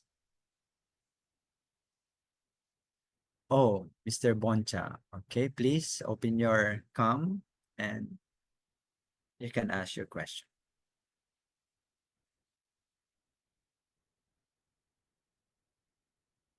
Mr. Boncha? Yes po, sir. I just finished that. So, good morning po, Dr. Bayot. Si Buncha po once again from Bicol University's Philosophy. Am I audible po? Sir, dito and Doc. Little, would you please make it closer, your mic? Alright po. How about this time po? Am I audible po, Prof. Tito? Okay. Sige po. Taking into consideration what Doc Bayon said earlier, that even Filipino IPs already oppress IPs that don't have the same economic capacity. Naalala ko po dito yung recent case nung sa, I think it was agriculture, recontextualizing this po sa fruit production. May naalala po ako na meron ng isang company na nag nag-ano sila, nakipagkontrata sila with local farmers. I think it is one of the biggest banana plantations sa Philippines. And ang nangyari po noon, the contract was made, if I am not mistaken, early 2010s, 2011s. Earlier pa yata eh. Basta the ano po doon, the conditions of the contract was, it was very unfair po for the local farmers. I don't know po if they're it was very unfair for the local farmers kasi it did not take into consideration the inflation, yung rising cost po ng operating costs and such. So that means po na yung company is same yung binibigay nilang products and materials, pero tumataas po ng tumataas yung presyo. So per year po, bumababa yung nagiging earnings ng mga local farmers, banana farmers by the way.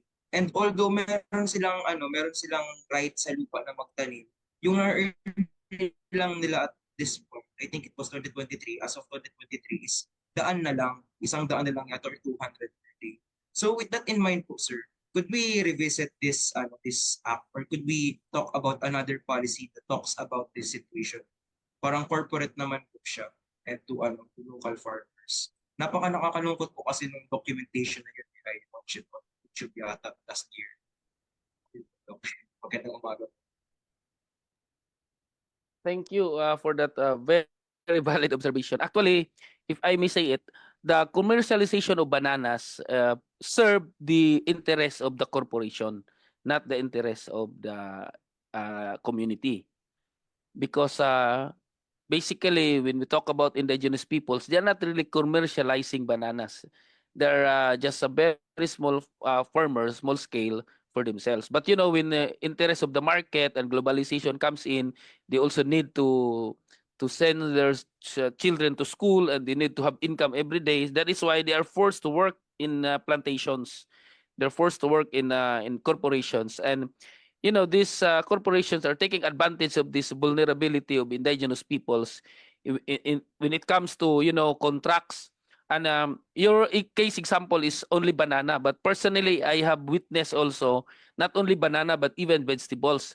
Corporations, middlemen come into indigenous peoples, then they will for a loan like fertilizers and many others, because you know, because of this advance in farming, you know, spray and herbicides and many.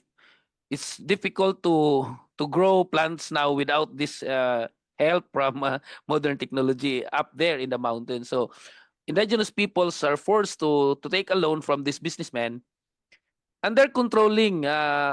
Personal experience ko po ito ha, because I've helped farmers there. Kasi sabi ko, wag parang wala na lang wala na lang interest. Mag-utang kayo sa akin pero wala na lang interest. Kasi alam ko yung middleman may ibang resibo yan. The price of the, say for example, one sack of fertilizer, siguro yun sa market makuha nila ng 800. Pagdating doon sa bundok, naging 1.6 yan. Kasi may presyo sila, may resibo sila from the taga connivance with you know, yung sa taga-benta ng fertilizer. So sabi ko, yun lang, mag-utang na lang. But you know, I'm also sad in my case. It's also a sad thing that happened to me. I stopped because umabot na ng 300 plus, wala talagang bayad. Kung mag-utang sila, puntahan ka sa bahay, katukin ka ng pero pag harvest na, hindi ka rin nila mabayaran. So wala naman sanang interest, but how can I help other na hindi naman nabalik yung 300,000 na utang? So that means I stop. And even until this time, marami pa akong dapat i-kolekta.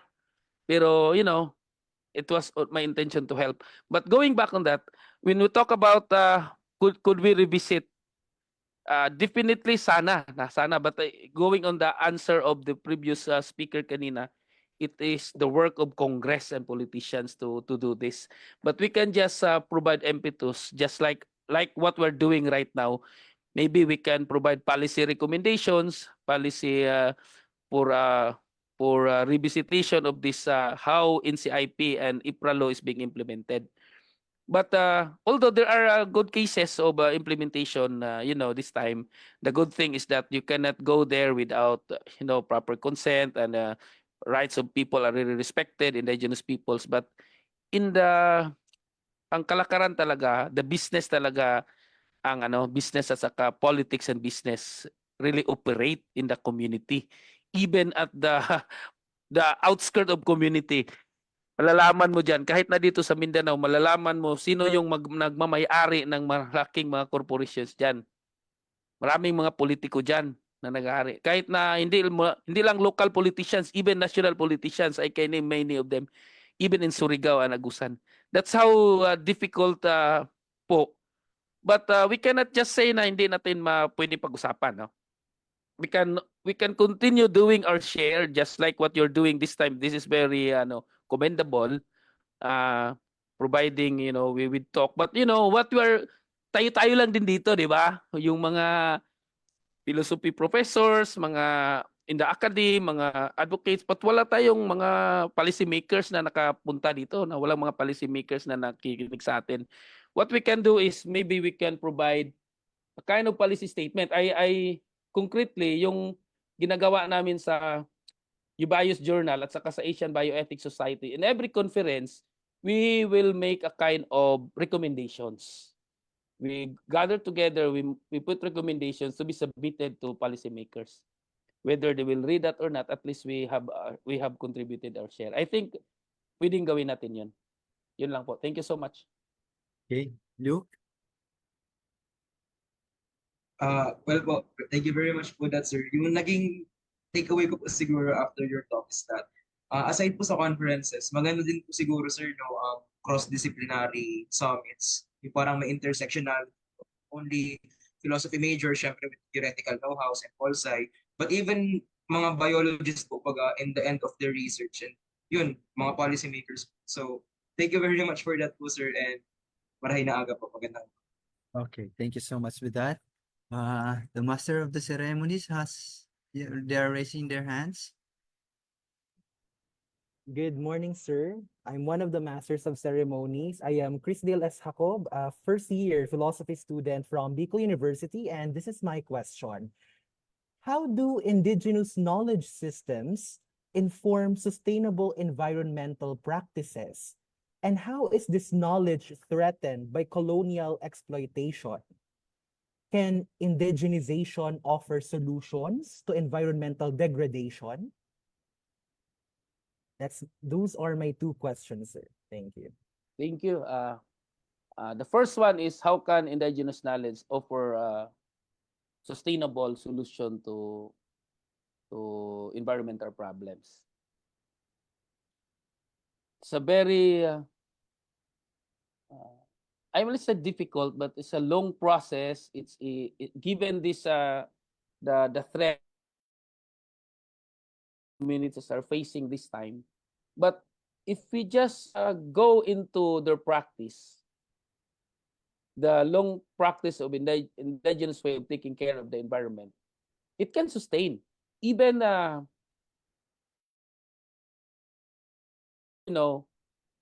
their worldview that they are in reciprocity, interconnectedness with nature. So they have deep respect for nature as a community. Because in the modern perspective, we are very anthropocentric. That means we as humans are above. But in indigenous worldview, they are one with nature. They have this deep relationship, so they cannot harm. And even they have these rituals and practice. In the some of the IPs are doing still this time. So when they go up there, when they want to cut the tree because they believe that the tree has a spirit and homes of the spirit, they will have this axe stuck into the tree. And if this axe will fall, the following day, the spirits the spirit will not allow you to cut the tree. That's their belief. But Christianity will just say, in the name of the Father, the Son, the Holy Spirit, chincho kagad, ngeng, wala nang ibang pag-usapan dyan. Kasi we would like to, because of commercialization and business and even putting even churches, we want to put God in the church, but the spirits, the God in the indigenous people are everywhere. So they have this deep respect. So if we just follow, it will be sustainable. Even their kaingin system, a lot of narrative will say kaingin system result in degradation, but the kaingin system of the indigenous peoples are eventually, basically, self and sustainable because after 20 years, saka pa niya babalikan. That means allowing the earth to follow and have some rest. Kaya nga, pupunta sila sa iba. After 20 years, saka pa babalikan. It's not mali yung sinasabi na ng kaingin ng dahil sa kaingin kasi iba yung kaingin talaga ng indigenous peoples. Yung kaingin ng mga hindi indigenous peoples, iba yun. Deforestation talaga yun, but indigenous peoples are having respect. They only take the area yung pwede lang sa kanila, enough for them because they are not materialist. Now, how this indigenous world were being threatened? Number one is even us, the schools are also culprit of this. We have this idea na good life is, have all these possessions, material things, and yung mga parents natin magsabi na, nak, or buti pa yung kaklase mo yung araw. Successful na masyado, ang dami ng business, dami ng sasakyan. So that means, tayo na walang business, tayo na walang sasakyan, we are not successful pala. So the mindset with this, the penetration of this, materialist and consumerist attitude. Number one, that really threatened the indigenous way of taking care of the environment because we want to have this economic gain. So, and how can we, help at least mitigate this corporate blunder of the indigenous way? What we're doing this, if you can just imbibe, I can give you some example. I'm professor, pero yung cellphone ko, murang-mura masyado. Kasi kailangan man din may mga Android kasi mag-ano tayo, mag-post tayo, mag-vlog paminsan-minsan. Pero yung mga estudyante ko magsabi, sana iano mo na yan, Doc, kasi may mga iPhone sila. Wala ako. I'm not really materialist. Kahit na doon sa bahay, magsasabi ng asawa ko na, paano natin, wala naman tayo, hindi man tayo kung may ulan, hindi man tayo mabasa. I just want to, expand other things. I think if all of us or most of us could have that, may sasakyan ako, yes, but in most cases, I walk and even I use bicycle. Kailangan lang may sasakyan ako papunta sa school. Pero paminsan-minsan, I would have it na yung government natin will have a bicycle day for all of us so that it will have a level. Level tayo, kahit na mayaman, mahirap, pareho tayo nagbabicycle. Kahit na yung bicycle nila siguro mahal masyado, 500,000, 1 million, sa atin lang 5,000, but at least pareho tayo nagbibisikleta. If that is a policy to be able to mitigate the effect of climate change, then I will support that policy. Pero hindi tayo, we are not preparing because we are banking on sophistication of technology. That's the problem this time. But we can continue to advocate for this. We can continue to advance this idea na sana mayroon tayong mag-Earth Day tayo, magsabi-sabi naman tayo, di ba? May mga celebration tayo ng Earth Day. So tayo? Bicycle Day. Or yung sa eskwelahan natin, may mga intramurals dito. I tried to yung maganda magsabi tayo ng mga fireworks, pero that is a very detrimental to the environment. Pero gusto natin kasi we want to be entertained, the spectacle, but that is not good. That is not a good practice when you talk about environmental preservation. So, pwede natin simulan yun in our own little way. Thank you. Okay, thank you so much. As much as I want to have more discussion on this topic, but time is against us. As part of the conveners of this prestigious international conference, we are really grateful to you, Dr. Bayot, for your insightful discussion. Thank you so much. And we are looking forward to have partnership with you in IP's advocacies. Thank you so much po, Dr. Bayo. Thank you so much for that wonderful engagement. Now let us proceed to the awarding of the certificate to our plenary speaker and followed by a photo opportunity. With this, let me call on, may we ask the student conveners to please turn on their cameras along with our moderator and of course our plenary speaker.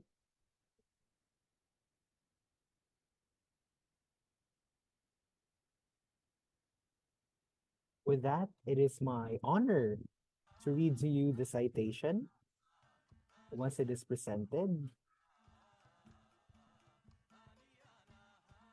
Certificate of Commendation is given to Rogelio P. Bayod, PhD, for generously sharing his time and profound expertise as the plenary speaker during the second MAYON Undergraduate Philosophical Conference MUPC International with the theme Indigenous Philosophy, Reclaiming Narratives from the Peripheries, held on April 28 to 29, 2025 at the Bulwagang Biuenyo and Zoom meeting. Sir, your profound wisdom illuminated the significance of indigenous philosophy, fostering rigorous intellectual engagement and profoundly enriching the academic discourse of the conference. Given this 29th day of April 2025 via Zoom meeting at Arcilio Hall, BUCSSP, Daraga Albay, Philippines. Signed, Winona Venice D. Barrias, Dio Emmanuel C. Sadang, Audrey Maxine L. Buwasan, Student Conveners, MUPC International. Professor Mark Zaldi Okamba, MPR, LPT. Department Chair, Philosophy Department, Conference Convener, MUPC. And Attorney Alex Binepo Moseno, PhD, Dean, Bicol University College of Social Sciences and Philosophy. Sir, thank you so much for entertaining our questions and for that insightful talk. May I request everyone again to turn on their cameras for the photo opportunity. Let's have a countdown. 3, 2, 1. Capture. Okay, thank you so much, everyone. Thank you very much.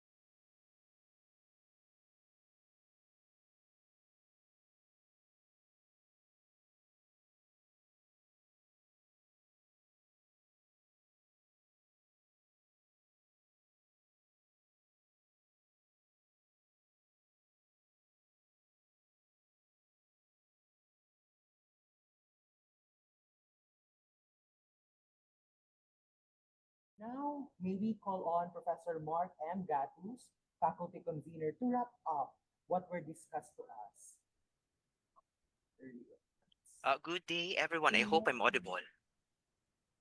Naka-off yung mic. Yes, sir, you're audible. All right. Once again, good day. And thank you, Attorney Noel Remiscal, for your very philosophical talk that is really relevant to understand indigeneity, sexuality, and technology, and how it intertwines in shaping experience.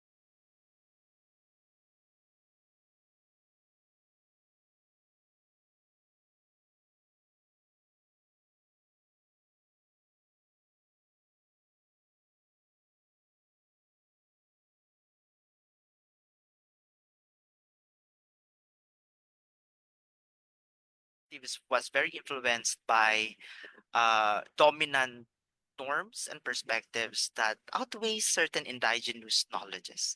So thank you once again, Attorney Noel. Thank you. So I Thank you think so we much. can proceed now to the awarding. Yes. Thank you so much, Attorney Ramiscal and Professor Datos. Now we shall proceed to the awarding of the certificate and the photo opportunity. With this, may we ask our plenary speaker and the conveners, and of course, Professor Gatos, to turn on your cameras for the photo opportunity. And with this, it is my honor again to read you the certificate. Certificate of commendation is given to.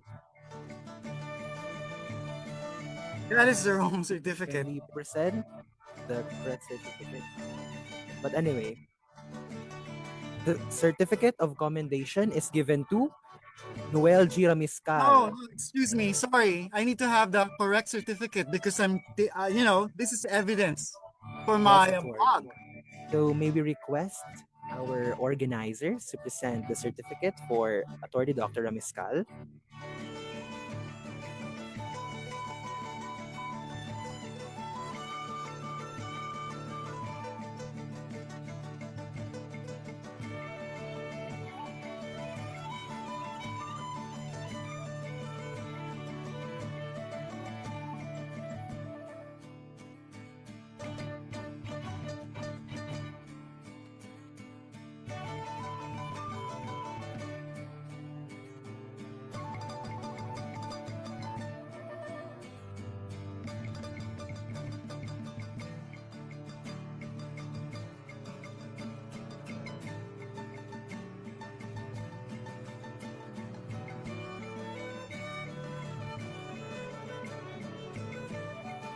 Thank you so much, technical team, and we would like to apologize for the inconvenience and error a while ago. So let me read the citation. Certificate of commendation is given to Dr. Attorney Noel G. Ramiscal, PhD Law, University of Queensland, Australia, for generously sharing their time and profound expertise as a plenary speaker during the second MAYON Undergraduate Philosophical Conference MUPC International with the theme Indigenous Philosophy, Reclaiming Narratives from the Peripheries, held on April 28 to 29, 2025 at the Bulwagang Biuenyo and Zoom meeting. Your profound wisdom illuminated the significance of indigenous philosophy, fostering rigorous intellectual engagement and profoundly enriching the academic discourse of the conference. Given this 29th day of April 2025 via Zoom meeting at Arcilio Hall, BUCSSP, Daraga, Albay, Philippines. Signed, Winona Venice D. Barrias, Dio Emanuel C. Sadang, Audrey Maxine L. Buwasan, Student Conveners, MUPC International, Professor Mark Zeldi Okamba, MPR LPT, Department Chairperson, Philosophy Department, and one of our faculty conveners, and Attorney Alex Binepo-Moseno, PhD, Bicol University College of Social Sciences and Philosophy, Dean. May we request everyone to turn on their cameras for a photo opportunity. On my cue, three, two, one. There you have it. Thank you so much once again, Attorney Ramiscal, for that insightful talk you shared with us a while ago. Thank you so much. Thanks. Thank you so much again to our speaker. Last but not the least, we now proceed to the final discussion for our morning session. To give us an introduction to our fourth plenary speaker, let us lend our ears to Mr. Christopher Malapit Jr., Internal Auxiliary of the Bicol University Young Philosopher Society and the head of our conference Guests and Participants Committee. Mr. Malapit, you may now take the virtual floor. Hello po, good afternoon. Am I audible? Yes, you are audible, Mr. Malapit. Okay.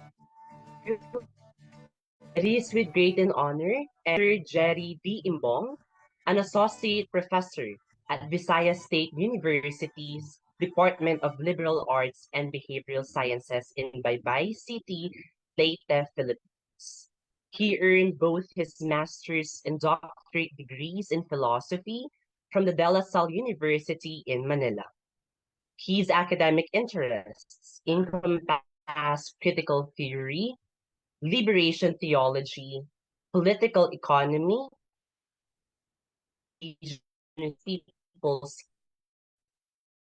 Dr. Imbong is also movements, focusing on workers' rights, peasants' issues, and the self-determination struggles of indigenous communities. In 2023, he was honored by the AD Scientific Index as one of the top performing Filipino scientists in the fields of history, philosophy, and theology.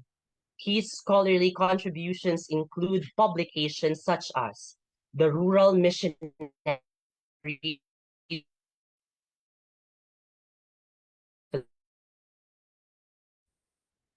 Move on the Radical Politics of Rodrigo Duterte.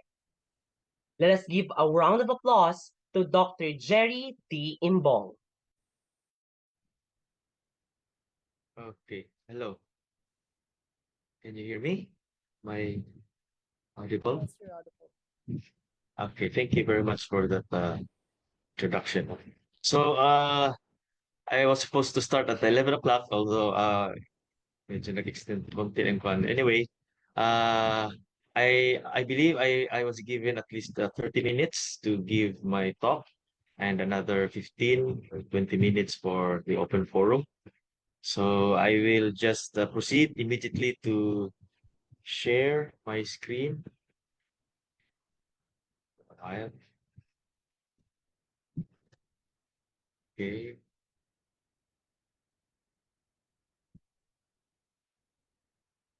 Okay. Can you see the presentation? Uh, Nakikita niyo po yung presentation, PowerPoint? Yes, it is visible po. Okay, sige, thank you. So the title is Indigenous and Mindanao Lumad Philosophy, Contributions to the Development of Filipino Philosophy. So this was a research I conducted. In fact, it's part of my dissertation, no? Which was also published into a book in 2023, Towards a Mindanao Lumad Philosophy, the Filipino Philosophy of Brother Carl Gaspar, CSSR. This was published by Aletheia Publications. If you do not know yet, for those who do not know Brother Carl, he is a Redemptorist missionary. For most of his life, he was assigned in Mindanao, working with the Lumads and the Moro of Mindanao, and especially among the marginalized groups, peasants, farmers, and fisher folks. So as a missionary, he devoted most of his time serving the marginalized groups of Mindanao. And he is also a prolific writer, having written dozens of books. and of course articles. And he was also invited in numerous philosophical, sociological, and theological uh, webinars, online discussions. Uh, I divided my talk in three subtopics, considering that I only have very limited time. First, I want to discuss what is Mindanaon or Lumad philosophy, and then the elements of Mindanaon or Lumad philosophy, and finally, its contributions to the development of Filipino philosophy. But first of all, I would like to orient you first regarding the United Nations uh, understanding, no, or definition of indigenous philosophy. So what this essentially distinguishes IPs from the rest of population is their concept of land. And I want you to really internalize this definition or this characterization of the of indigenous peoples, their affinity with the land. Okay, because this will be a theme that will be repeated, no, as I go on with my uh, presentation. So this land concept has become distinct because it adheres to the spirit of collectivism and rejects the idea of private property. And I think this is one of the uh, profound insights that we can learn, no, from the indigenous peoples. Of course, they have a common historical continuity. The previous speaker speaks about, since time immemorial. No? There are over 476 million IPs around the world, and they comprise around 6.2% of the global population. Now, the IPs around the world are, of course, facing extreme poverty and marginalization. No? According to studies, they are nearly 3 times as likely to be living in extreme poverty compared to their non-indigenous counterparts. So, being an indigenous people is already, in essence, no, uh, marginalized. Okay, marginalization and uh, indigenous identity usually goes hand in hand. Most of the challenges that they face nowadays are, of course, denial of their right to control their own development based on their own values, a lack of political representation. Uh, uh, Most of the time, their voices are silenced, lack of access to social services in the Philippines. We have witnessed that, no? When I went to Lumad communities, many Lumad communities does not have access to healthcare and education. So that's why they initiated, no, to build their own community schools, Lumad community schools in Mindanao. They are often displaced from their ancestral lands as a result of ventures such as the exploitation of natural resources. IPs in the Philippines are endowed, no? Of course, we know that the Philippines is rich in terms of natural, mineral, aquatic resources, no? And these natural resources also happen to be within indigenous lands, no, or ancestral lands or ancestral domains. Around 17 to 22% of the total population in the Philippines. Now, the term lumad is oftentimes used to refer to the indigenous peoples of Mindanao. So this is a generic term or a collective term which embraced all non-Muslim hill tribes of Mindanao. Lumad is a Visayan term which means born and grown in the place. Lumad basically means original settlers or original inhabitants of the land. It's the Visayan term. So they are composed of some 18 ethnic groups, and they form the largest groupings of indigenous peoples in the country. So across Mindanao, you can find the Lumad people in Bukidnon, Agusan, Surigao, Zamboanga, Misamis, and Cotabato.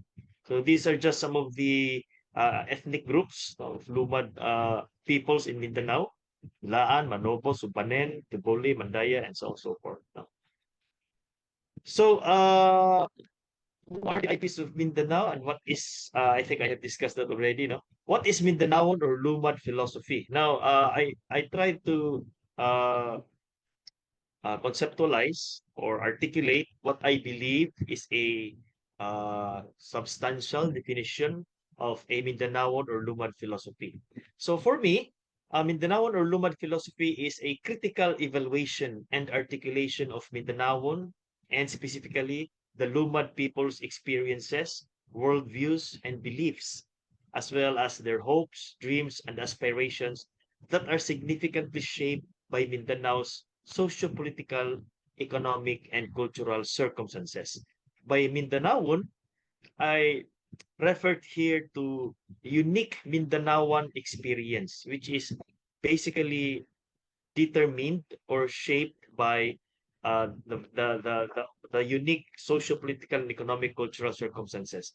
By the way, for you who does not know yet, no, uh, my study, my research on Mindanaoan philosophy is biased towards the tripartite people of Mindanao. No? These are the marginalized people of Mindanao, namely the Lumad, the Moro, the Moro people, and of course the peasants and the farmers, no, who comprise the majority and they are also the most marginalized sectors in society.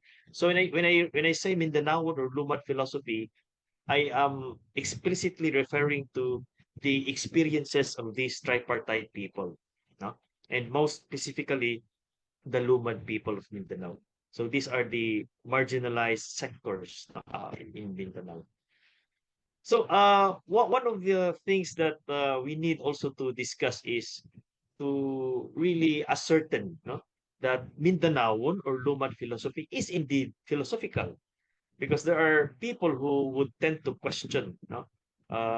For example, one approach of doing philosophy in the country is cultural anthropology, the one pioneered by Leonardo Mercado and Timbreza and other Filipino philosophers. No, many would dismiss such approach as pseudo philosophical because it leans more towards sociology or even anthropology. No, so what I did is that I tried to ascertain first the quote unquote philosophicalness of Mindanaoan or Lumad philosophy. Now I used Napoleon Mabacquiao, no, his markers of Filipino philosophy to analyze and to really ascertain, no, that indeed Lumad philosophy is authentic Filipino philosophy. Now, for Mabacquiao, it is important to clarify first the concept of Filipino philosophy.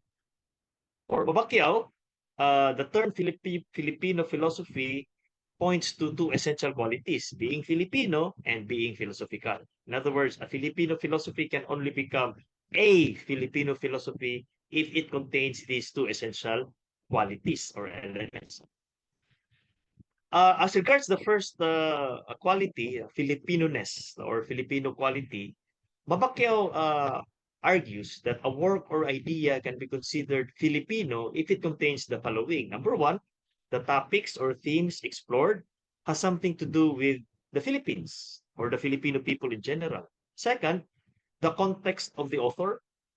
He or she, the author, should be Filipino historical, should have Filipino historical context, that is Filipino citizenship, and his or her predisposition for Filipino sentiments and values. In other words, the author should be Filipino, and then his or her sentiments should include, no, Filipino sentiments and values. In other words, aspirations, hopes, and dreams of Filipino people. Third, the purpose of the work must benefit the Philippines and or its people. That is the one essential characteristic of being Filipino. No? The purpose should serve, no, the interests of the Filipino people. And lastly, according to Mabacquiao, the categories used in the work are categories used by Filipino. For example, language, culture, worldviews, practices, and so on and so forth. So Mabacquiao contends that fulfillment of at least one of these markers will enable us to classify a work to be Filipino. Okay, so if one quality is being fulfilled according to Mabacquiao, then it can already be considered as a work of Filipino. No? It is a Filipino. It has a Filipino quality. However, if it has the four essential qualities, then we can say, that the level of this Filipino-ness is much more higher, if it accomplishes or fulfills these four qualities. Now, in the book that I showed earlier, I argued that all four are fulfilled, okay, based on my studies, now based on my research on Luman philosophy. All of these four are covered, are fulfilled. Therefore, I can categorically say that Luman philosophy is a Filipino philosophy. Second is the philosophicalness, the philosophical quality of the work. So Babacchio distinguished between philosophy in the loose sense and philosophy in the strict sense. In the loose sense, he's basically referring to the use of philosophy being synonymous with an idea or opinion, view, or perspective. So in the loose sense. However, there is also philosophy in the strict sense, which includes, according to Babacchio, at least three criteria. Number one, the work should be presented implicitly or explicitly in a logical or argumentative manner. Number two, the topics or the problems raised should be consistent with the issues in philosophy. For example, ethics, epistemology, ontology, phenomenology, theodicy, cosmology, and so on and so forth. And third, the method that is used in the work of course, should be the methods used in philosophy. So when we speak of methods, we use, for example, analytic, pragmatic, feminist, hermeneutical, dialectical, and so on and so forth. Now, in my work in Lumad and Mindanaoan philosophy, I can say that I have adhered to the philosophy in the strict sense as stipulated by Babacquiao. First, the work that I began was presented in a logical and argumentative manner. Second, the topics that are explored are topics that are discussed in philosophy. And third, the method that I employed are also methodologies that are being used in philosophical circles. So therefore, having presented this, I can explicitly or openly say to you that Lumad philosophy is indeed Filipino philosophy. That's why in my later presentation, I would try to present also Lumad philosophy's contribution to the development of Filipino philosophy. Now, Dr. Demeterio of De La Salle University also proposed 12 developmental potentials of Filipino philosophy. And I don't need to discuss this now. Numbers 6 to 12, I believe, are clear indications of Lumad or Mindanaoan philosophy. I mean, dito pasok, dito pasok yung Mindanaoan or Lumad philosophy, especially numbers 6 to 12. So having said that, where can we situate Mindanaoan or Lumad philosophy in the broader philosophical landscape? First of all, it can be considered as part of social and political philosophy, in as much as it scrutinizes social institutions on the one hand, and applies theories and principles to issues such as poverty and inequality, injustice and oppression, and human rights. Accordingly, it views political philosophy as a guide to action, very much consistent to Manuel Alcazar's definition of political philosophy, oriented towards emancipation and social transformation. In ethics, specifically also in environmental ethics, it seeks to develop indigenous ethical frameworks from Luban perspective. It can also be part of epistemology insofar as it provides alternative ways of knowing by, for example, asserting indigenous or Lumad knowledge systems and fighting epistemic injustices committed against these Lumad community schools. It can also it also belongs to the realm of the colonial theory, insofar as it criticizes the dominant neo-colonial and neoliberal educational system and integrating indigenous Lumad knowledge in the curriculum.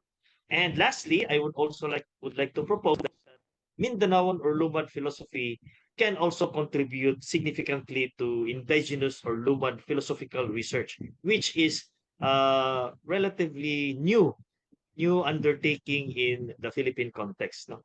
Very few philosophers in the country are into indigenous or Lumad philosophical research.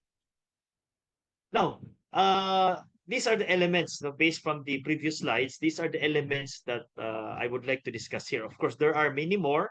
Na? When I wrote my book, there are also other elements, but I would like to focus just on these five elements, no? Because of the interest of time also. Okay. So first, social political philosophy. David Miller defines political philosophy as, and I quote, philosophical reflections on how best to arrange our collective life, our political institutions, and our social practices, such as our economic system and our pattern of family life. Part of political philosophy's task, therefore, involves analyzing and interpreting ideas like freedom, justice, authority, and democracy, and then applying them in a critical way to the social and political institutions that currently exist. I would like you to focus your attention there on the words critical way, no? Applying them in a critical way. So this is not just merely, copy pasting or appropriating or reappropriating concepts or theories, no? Uh, Political philosophy's task is to really reappropriate them in a critical manner that would best serve the interests of the people. Okay.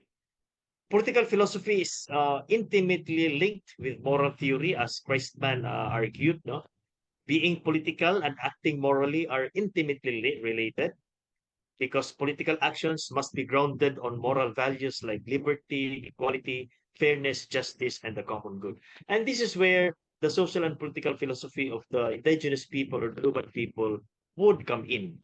No? For them, social and political philosophy is not divorced with ethics, no? Or moral theory. Okay? They are intimately related. So, from a Lumad or Mindanaoan philosophical perspective, social political philosophy provides a critique of unjust and oppressive socio-economic political structures. Example, neoliberal policies in Mindanao. Of course, we all know that Mindanao is very rich in terms of natural resources, and at the same time, it is also an island that is severely plunderized, no? Severely exploited by big mining companies and agro plantations. No?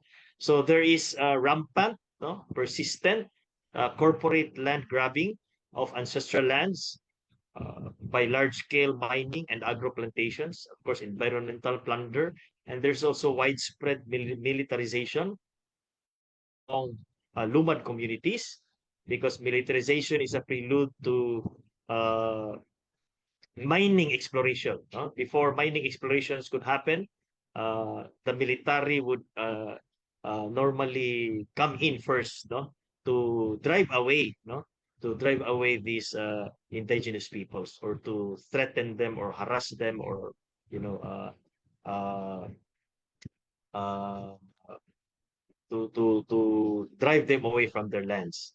Of course, there's also the issue of closure of Lumad schools, which is a very unfortunate incident, really, no? And of course, the armed and conflict resistance in Mindanao between the government and the indigenous peoples, and of course, the Moros. The Moros.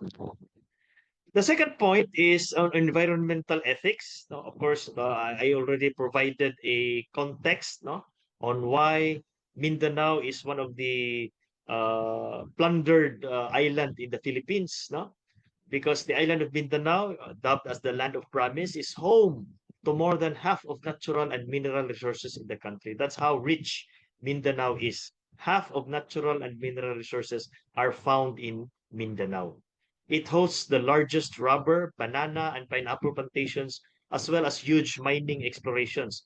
When I went there in 2017 in Bukidnon, No, you can find there the biggest agro corporations, for example, Dole and Del Monte, no, multinational companies, as well as also plantations, no, mga saging, banana, and pineapple plantations owned by these big multinational corporations. These big agri plantations and mining corporations encroach peasant communities and indigenous peoples or lumads in different provinces.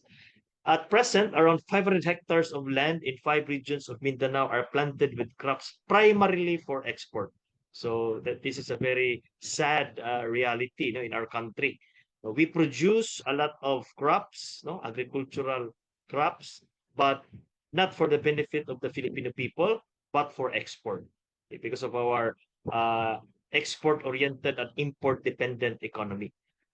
So these corporate plantations are expanding at an alarming rate, with an estimated additional 700,000 hectares of arable land to be converted for plantations by 2025. At present, these huge agro plantations and mining corporations intrude into the commons. These are the indigenous people's land, no? Specifically the ancestral lands of the Lumans and the lands of the Moro people in Mindanao. So this is just a map of Mindanao where we can find the various mining operations, no? 15 biggest mining operations in Mindanao, owned by both big Filipino businessmen, billionaires, and Chinese, Japanese, Australian, British, and so on and so forth, no? Mining companies. So, Mindanao Lumad philosophy acknowledges or highlights the link between Lumad oppression and ecological destruction. There is always a link, no? When you say environmental ethics from a Lumad perspective, there's always a link between Lumad oppression and ecological destruction. Hence, the clamor for or the call for climate justice. The poor, the Lumad peoples of Mindanao, are not only victims of the greedy and unsustainable models of economic development, but they also suffer the worst effects of ecological tragedies brought about by climate change phenomenon. Remember, open pit mining is very unsustainable. It can contribute to the effects of climate change, in the world. So therefore, in our fight for ecological justice, there is no place for neutrality, according to the Lumad people. No, this is precisely the reason why the environmental problem is also an ethical problem. Pope Francis reiterated this in his encyclical Laudato Si. I believe you're all familiar with Laudato Si, no? That an ecological undertaking can only be authentic if it incorporates a social approach. The cry of the poor is, of course, the cry of the earth also. I will now proceed to the third element of what I call Lumad philosophy, which is Lumad epistemology. So here I would like to explore indigenous knowledge as transgressive pedagogy.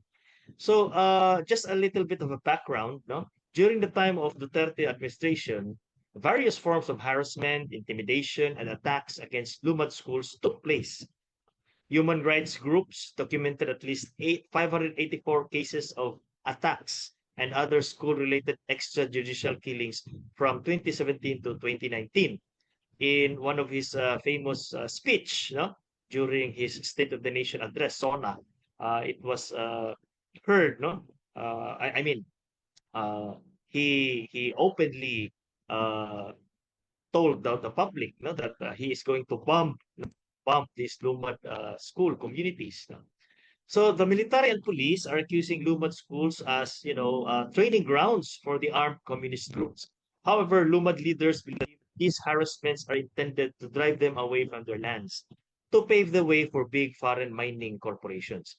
In 2019, DepEd, through the recommendation of the Armed Forces of the Philippines, and also I think NTF-ELCAC has something to do with this also, ordered the closure of 55 Lumad schools in Davao region. At present, there are now 178 Lumad schools shut down by the government. Now, the closure of Lumad schools is what I would also call an epistemic injustice. This was this phrase was coined by Miranda Fricker in his 2003 and 2007 works. And of course, it can also constitute epistemicide, as what Santos uh, elaborated also in his book. No, so the closure of Lumad schools are clear signs of epistemic injustice and epistemicide. No, Miranda Fricker introduced his concept epistemic injustice in his book in 2007. No, by epistemic injustice, she means a kind of injustice that specifically wrongs someone and their capacity as knower. That is, it harms them in their ability to participate in knowledge practices like sharing, receiving, and producing knowledge. In other words, epistemic injustice happens when uh, dominant systems or dominant worldviews tend to silence, no, the capacity of marginalized groups to produce knowledge, to produce and disseminate knowledge. Okay, Miranda Fricker identified at least two forms of epistemic injustice: testimonial injustice, which happens when someone's word is unfairly discredited because of prejudice.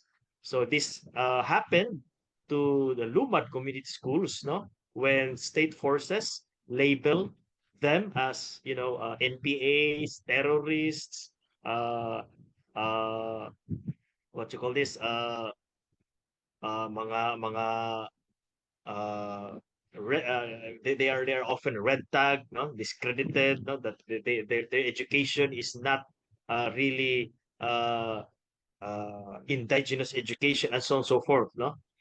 So hermeneutical injustice also happens, no, when there is a gap in collective understanding or interpretive resources, putting certain groups at a disadvantage in making sense of their experiences. Now, hermeneutical injustice happens when someone's experiences are obscured or misunderstood by themselves, by the indigenous peoples themselves, or by others, because society lacks the shared concepts, language, or interpretive tools needed to make sense of them. And I think this is what actually happened to Lumad indigenous schools or Lumad community schools. No? Just because they have a different curriculum, they have a different educational system, therefore they were labeled, no, as uh, you know, communists or terrorists, and so on and so forth. No? Simply because we failed to understand them. We failed to understand their practices, no, their culture, or their experiences. Okay, so therefore, these marginalized groups are excluded from shaping the frameworks of meaning in society. So many indigenous peoples' relationship to land are not captured well by Western colonial legal concepts like, for example, collective ownership and resource management. Because colonial and neo-colonial laws didn't have frameworks to understand land as sacred and relational, indigenous claims were often misunderstood or dismissed. And this is where the epistemic injustice would take place or would happen. The closure of Lumad schools, of course, is also a case of what Bonaventura de Sousa Santos calls epistemicide. No? Epistemicide, meaning the killing of the murder of ideas, no, or knowledge, no, of indigenous or knowledge practices of indigenous peoples. Epistemicide, according to Santos, refers to the phenomenon of the destruction of existing knowledge systems and the erasure of traditional indigenous sources of knowledge to impose a Western intellectual discourse and wipe out any epistemology beyond the Eurocentric terrain of modernity.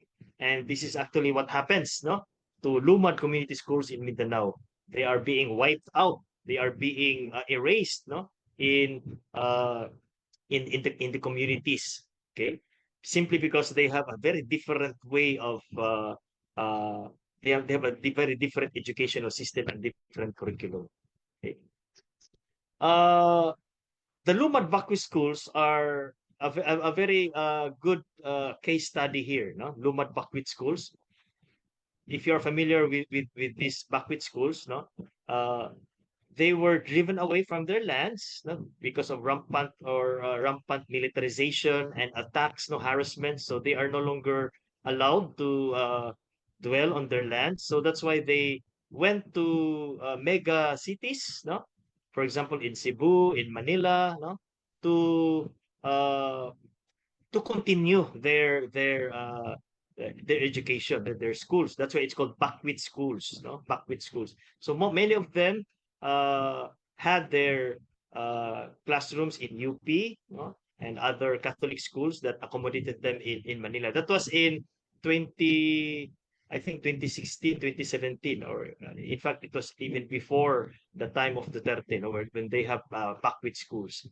So I would argue that from a Lumad etymology, Lumad Bakwit schools embody, what I call transgressive, or what Lotz Sisistka calls transgressive pedagogy. So Lotz Sisistka posited at least three essential elements of transgressive learning. Number one, it is transformative. Transgressive learning shaped by reflexive social learning and capabilities theory, meaning transgressive learning is formed by the social forces, no, by the community itself. Okay, they are the ones who determine what learning should be, what education should be, and what knowledge to produce. Number two, transformative transgressive learning processes are influenced by sociocultural and cultural historical activity theory. In other words, a transgressive learning is formed by their own experiences, their own practices, sociocultural and sociocultural processes. And third, transformative transgressive learning processes influenced by new social movement, post-colonial, and decolonization theory. In other words, transgressive learning is not separated from social movements that seeks to liberate people from the bondage of oppression and exploitation. Transgressive learning is essentially part of social movements. And that is what I would like to clarify regarding the Lumad Bakwit schools. No? That is why I would tend to call Lumad Bakwit schools as transgressive pedagogy, because it does not conform to dominant educational systems in the Philippines, precisely because it is a product of their own social learning. It is a product of their own cultural context, no, and praxis. And lastly, it is also part of a broader social movement that aims to liberate them from their oppression. So I argue that Lumad Bakwit schools embody elements of transgressive pedagogy. These schools contain teaching methods that deliberately seek to challenge, disrupt, and move beyond traditional or oppressive educational norms and structures. Lumad schools crosses boundaries, whether they are about race, class, gender, and so on and so forth, no? In order to promote liberation, critical thinking, and social challenge. Now, I am also writing a paper regarding Lumad schools or indigenous schools as transgressive pedagogy, and I hope to publish it within this year also. So transgressive pedagogy is closely associated with bell hooks, who wrote her influential book Teaching to Transgress: Education as a Practice of Freedom. So you can read her book if you want to learn more about transgression, no, in the educational context. Okay. Fourth is I want to highlight also indigenous philosophical research, which I think is a topic that is now being widely recognized, no, among the philosophical circles in the Philippines. Okay. In fact, I thank Bicol University for choosing this topic, no, on indigenous philosophy, no, as a topic for their conference. No. This is also this is a manifestation, clear manifestation that indigenous research is slowly and steadily gaining ground, no, and gaining momentum in the Philippine context. And I think we need a lot of more effort, no, needs to be done in order to popularize, no, indigenous philosophical research. So indigenous research emerges from indigenous worldviews, languages, and interconnected relationships with the land and all beings. It integrates the socio-economic, political, physical, emotional, mental, and spiritual aspects of knowledge, gathering, and sharing. It is important that as researchers engaged in indigenous philosophical research, that we are not just, outsiders. No? We should be engaged, no, in their life, in their communities, no. That's why one requirement before we do research among indigenous peoples is to immerse ourselves, no, into their world, into their communities, so that we can really understand them from an insider's perspective. So that is one essential, prerequisite, no, before doing indigenous physical research. Indigenous research methodologies underscore the importance of relational accountability and the need to ground research in community context while adhering to the principles of respect, reciprocity, and responsibility. Uh, According to Drawson and her colleagues, no, one distinction between Western and indigenous research methods lies in the latter's purpose. So, what differentiates other research approaches from indigenous philosophical research? So, I think the main difference is on the purpose of the research. No, research done in collaboration with indigenous peoples cannot only reveal knowledge, but also and must decolonize, rebalance power, and provide healing.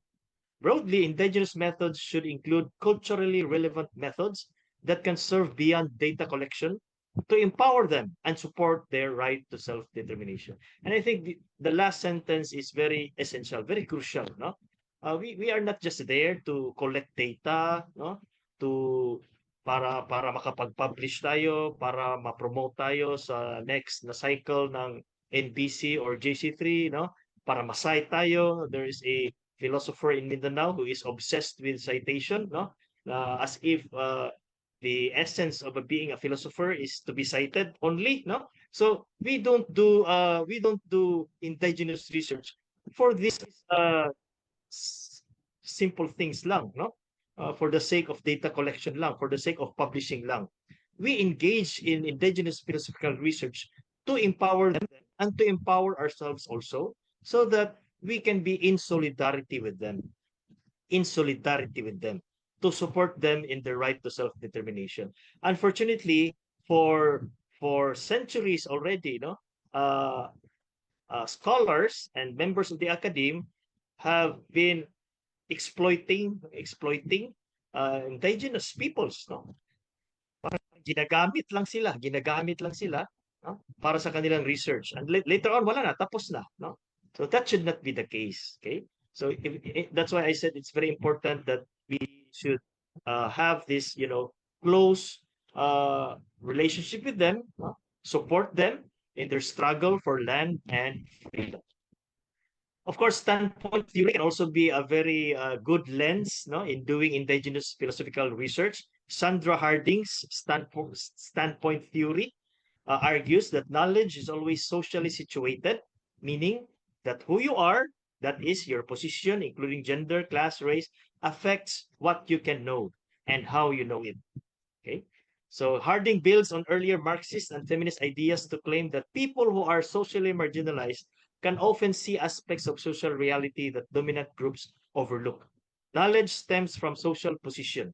Your social location shapes, informs, and determines the outcome or the results of your research. So, from a standpoint theory perspective, no, knowledge is always socially situated, meaning our knowledge, our ideas are formed, shaped, but by our context. No? So we should, in other words, uh, we should acknowledge that doing research in the first place is already biased. No, there is no such thing as objective, value-free research. All research are inherently biased because of our preconceived, knowledge, preconceived ideas. Gadamer calls this, prejudice. No, if you're familiar with Gadamer, okay. Epistemic advantage of the merger. That's why indigenous philosophical research highlights the epistemic advantage of the marginalized. No? Those who are marginalized, women, colonized peoples, indigenous peoples, are often better positioned to produce a more complete, holistic, and critical knowledge about society and about themselves. Why? Because they are involved, no, they are victims in the first place of these unjust structures in society, and at the same time, they are part of that society. So they are more in a better position to produce a more comprehensive knowledge about the system and about society in general. So indigenous philosophical research, therefore, is more community engaged. It is always based on the community. That's why it really needs a lot of time, immersion, exposure, immersion to communities. It is people-centered, pro-people and pro-poor, participatory and emancipatory. It is not a top-down approach to research. It is a grassroots-based research, and it seeks to emancipate people from the bondage of oppression, exploitation, and injustice. These research projects will focus on, of course, indigenous literatures, local knowledge or indigenous knowledge, visual arts, media history, indigenous music cultures, language revitalization, indigenous social and environmental justice, or environmental ethics, land issue or land problem, or dispossession of their lands. It can also include indigenous knowledge, and of course, resistance to land grabbing and indigenous peoples and social movement. So, in other words, our indigenous peoples can offer a lot of areas or topics that we can explore, that we can uh, uh, do as researchers, as philosophers and as researchers.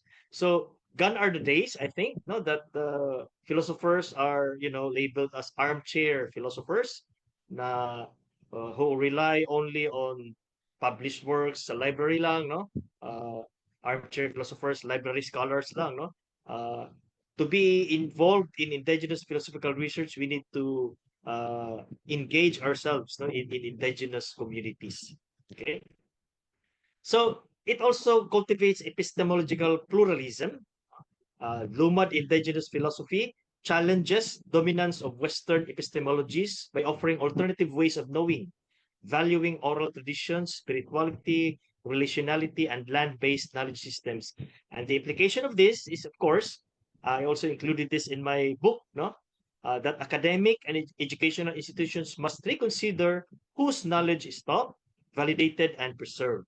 I think the previous speaker pointed out that we should also we should not just teach Hegel, Plato, Socrates, uh, in our departments, sa philosophy department, but also we also need to consider local or indigenous knowledge, local or epistemologies. Decolonization and justice also, indigenous or philosophical research is integral to decolonization efforts. It surfaces histories of marginalization and asserts sovereignty over knowledge, culture, and land. Because most of the knowledge that indigenous peoples produced were either wiped out, erased, or silenced by uh, colonial masters, or by dominant forces in society. The implication is, of course, it can influence policy making. Indigenous philosophical research can influence policy making. For example, land rights advocacy and legal reforms. The previous speaker mentioned about amending the IPRA law. Even indigenous peoples, some indigenous peoples themselves, are already dissatisfied, with the IPRA law. It's time that we need to make some amendments, to really make IPRA law serve the interests of the indigenous peoples. Indigenous philosophical research or Lumad philosophy can also contribute to environmental ethics and activism, offering viable frameworks for addressing climate change and ecological degradation. And of course, the whole point of engaging in indigenous philosophical research is cultural revitalization and identity. Engaging with indigenous philosophy supports the revitalization of languages, especially those languages that are in danger of being, uh, na mawala, no, na ma-wipe out sa ating lipunan, no. Of course, traditions, rich traditions that are also in danger of being wiped out, no? Spiritual practices, and helping communities reclaim agency over their narratives and identities. Cultural revitalization, according to Carl Gaspar, no, is a form of handumanan, no, or paghandum. Paghandum means uh, uh, going back to our roots, no, to the memory, to the collective memory of our ancestors, no. Okay, that is one of the insights that he wanted to discuss in his most recent work, no. So the implication of cultural revitalization in indigenous philosophical research is that it can strengthen intergenerational resilience, including mental health, cultural pride in indigenous communities. Now, lastly, I will now turn to the fifth element of Lumad philosophy, which is decolonial philosophy. No? Gripaldo, if you know Rolando Gripaldo, believes that philosophy can contextually arise from culture. No? As such, there exists a symbiotic relationship between culture and philosophy. Philosophy emerges from culture. That is, a philosophical content is fundamentally a content of a cultural experience. Gripaldo acknowledges the crucial role of cultural heritage in the development of Filipino philosophy and underscored a cultural rethinking of Filipino philosophy. He made an assertion that all schools of philosophy, the analytic, existential, pragmatic, etc., do emerge from culture. Now, the problem is Western philosophy, no, was imposed to us as the only, no, philosophy. Okay, so indigenous philosophies before were not really discussed, no. In fact, non-existent in our philosophical circles. It was only today, no, recent, that we are now starting to discover uh, the rich philosophical wisdom, no, that indigenous peoples can offer to us. But before, for many centuries, no, starting with Spanish colonization, the establishment of University of Santo Tomas, and even other universities in the country, no, all of these universities are Western, no, dominated by Western philosophy. Okay. So moreover, Gripaldo emphasized the philosophical analysis over descriptive analysis when extracting the philosophical in Filipino culture. Now, in order for Filipino philosophy to truly develop, philosophers must go beyond being an ethno-philosopher and strive to become philosophers of culture. This is an assertion made by Gripaldo also. No? While the role of ethno-philosophers of extracting cultural and written texts are significant in order to understand culture, the philosopher of culture elevates the discussion by providing a critique of culture in order to improve and refine it. So Gripaldo distinguished between an ethno-philosopher and a philosopher of culture. So an ethno-philosopher simply extracts, no, articulates, no, crystallizes uh, cultural practices of indigenous peoples. No, no critique, no further elaboration. No? However, the philosopher of culture elevates the discussion by providing a critique of culture in order to improve it. So Mindanaon or Lumad philosophy as a decolonial philosophy is a critique of the superiority of Western culture and the perceived universality of Western knowledge. At the same time, it seeks to rectify the damage done due to the, and I quote, instrumentalization of reason by the colonial matrix of power that has for centuries distorted other non-Western paradigms of knowledge, as well as spoiled the liberating premises of these indigenous and non-Western knowledge. So by asserting, by revitalizing by revisiting indigenous or Lumad philosophy, we provide a critique of Western philosophy on the one hand, and at the same time, we also contribute to the uh, to the proliferation, to the legitimization of non-Western paradigms, no? By elevating these indigenous knowledge systems at par, no, if not superior, no, to Western paradigms or Western knowledge. Okay.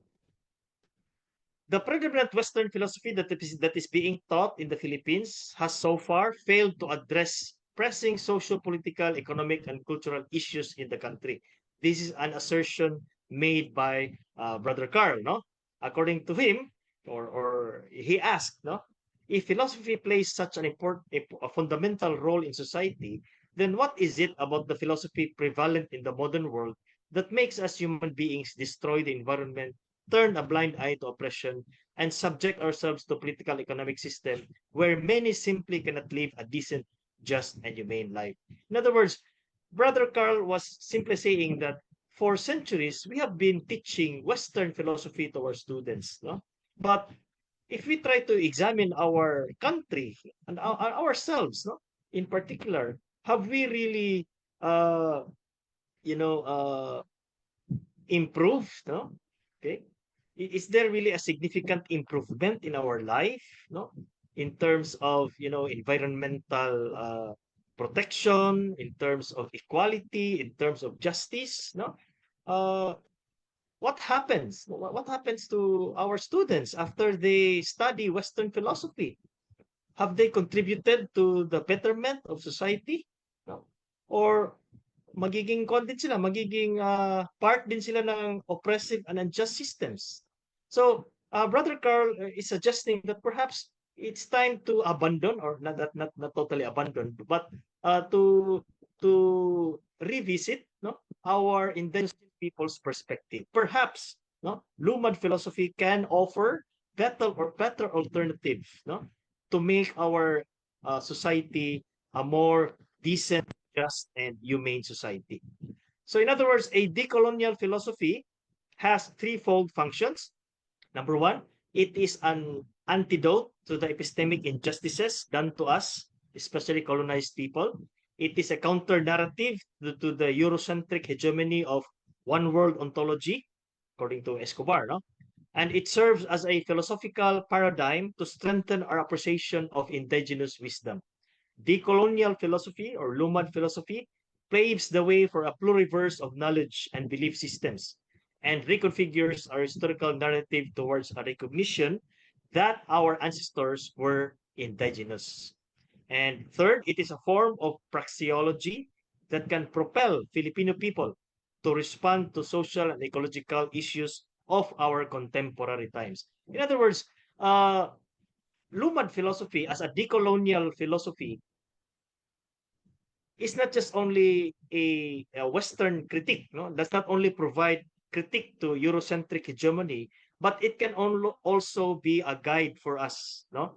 For praxis, for us to be responsive to the challenges of our times. This can be ecological, social, political, economic challenges of our time. It can provide clear-cut alternatives to our existing problems. Okay, so since I'm running out of time, I would like just to, yeah, this is the last slide, no? In conclusion, Mindanaon or Lumad philosophy, and I think this is also the contributions, no, of Lumad philosophy to the development of Filipino philosophy in the country. I mean, the Mindanao or Lumad philosophy can help IPs or the Lumad people regain our cultural integrity and can help empower Filipinos to advance their struggles for land and life, and not just the struggle for land and life, but also for our environment, no? Because indigenous practices are very much sustainable and environment friendly. We can learn a lot from them, no? Mindanao Lumad philosophy highlights the importance of memory. It invites philosophers, students, and members of the academe to recognize the power of handumanan, or remembrance, no? Deeply embedded in our collective consciousness. Unfortunately, these memories, no, our handumanan is slowly being eroded by Western educational system, no, and the influence of Western media into our lives. Third, Mindanaon Lumad philosophy is essentially multidisciplinary, and this is what I wanted to highlight also. This was included in my book. Uh, Gone are the days that we just focus mainly on philosophy, no? Now we want to engage in a multidisciplinary and interdisciplinary approach to research. And I think Mindanaoan or Lumad philosophy can guide us towards a multidisciplinary research endeavor. And fourth, Mindanaoan Lumad philosophy effectively abolishes the dichotomy between academic and grassroots or popular philosophy, which is very prevalent, no, in our academic circles, no, in universities. As such, Mindanaoan or Lumad philosophy is both academic and grassroots or popular philosophy. So with that, I thank you, and I don't know if you still have time. If you don't have enough time, then maybe you can also write your questions and email it to me, and I will gladly answer them also. Thank you. Not as a moderator, maybe. Thank you so much for that powerful talk you have imparted to us, indeed, Professor Imbong. Now, to cater to the queries and dialogues, we shall now proceed to the open forum to be moderated by Professor Jason D. Balingbing, faculty member of BU Gubat Campus. Professor Balingbing, we give you the virtual floor. Good morning, everyone. I hope I am audible. Yes, you are, sir. Okay. Once again, good noon, actually. Thank you so much, Dr. Jerry Imbong, for your comprehensive delivery of the topic, despite the time constraint, and for sharing your expertise on contributions of indigenous and Lumad or Mindanaoan philosophy to the field of philosophy.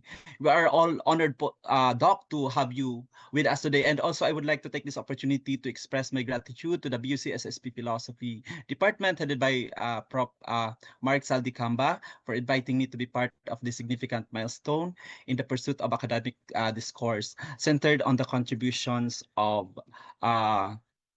indigenous philosophy to the development of Filipino philosophy. Do we agree that the question and answer will be done not real time or not real time? We may opt to do the question and answer on real time or not real time. May I hear the answer from the organizers, conveners?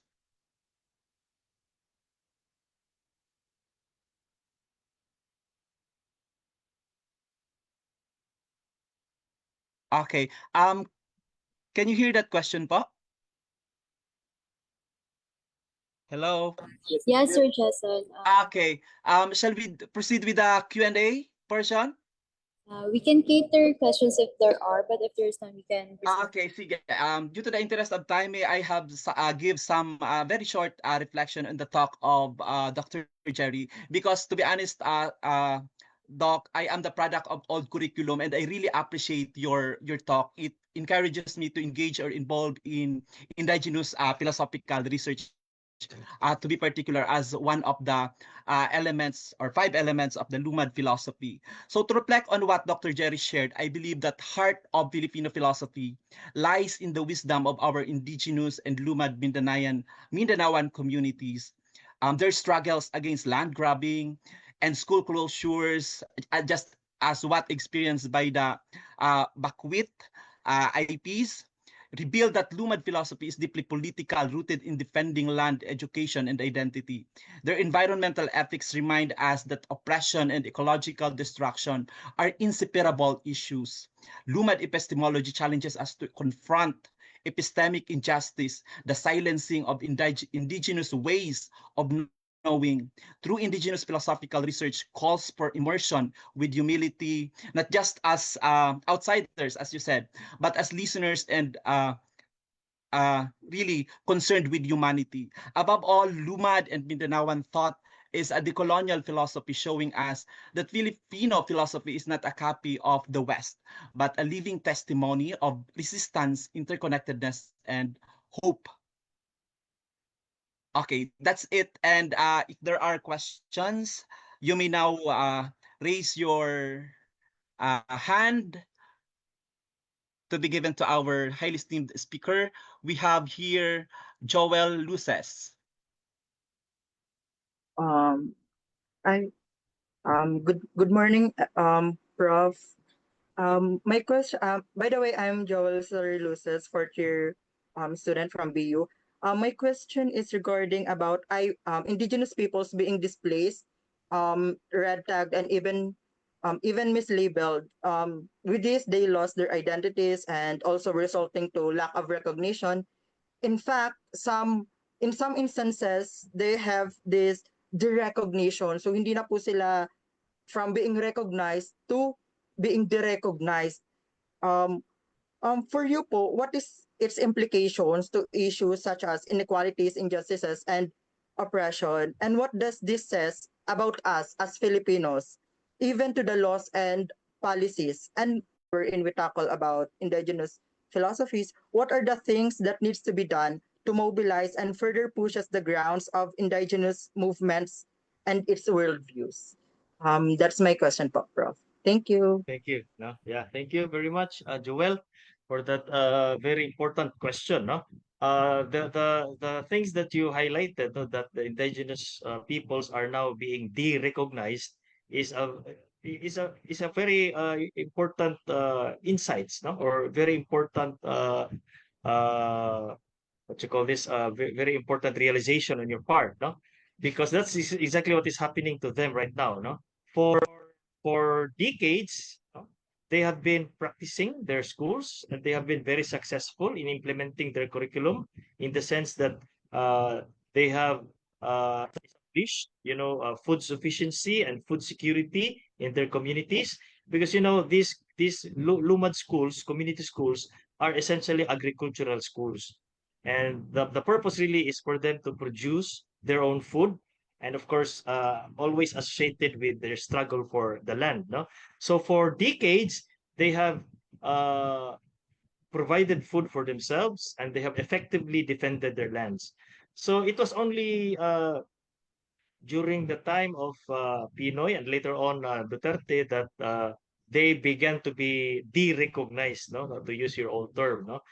They were labeled as, uh, terrorists, communists, and so on so forth, no, training grounds for NPAs, no, and in other words, their curriculum were criminalized, no, they were labeled as, like criminals, no?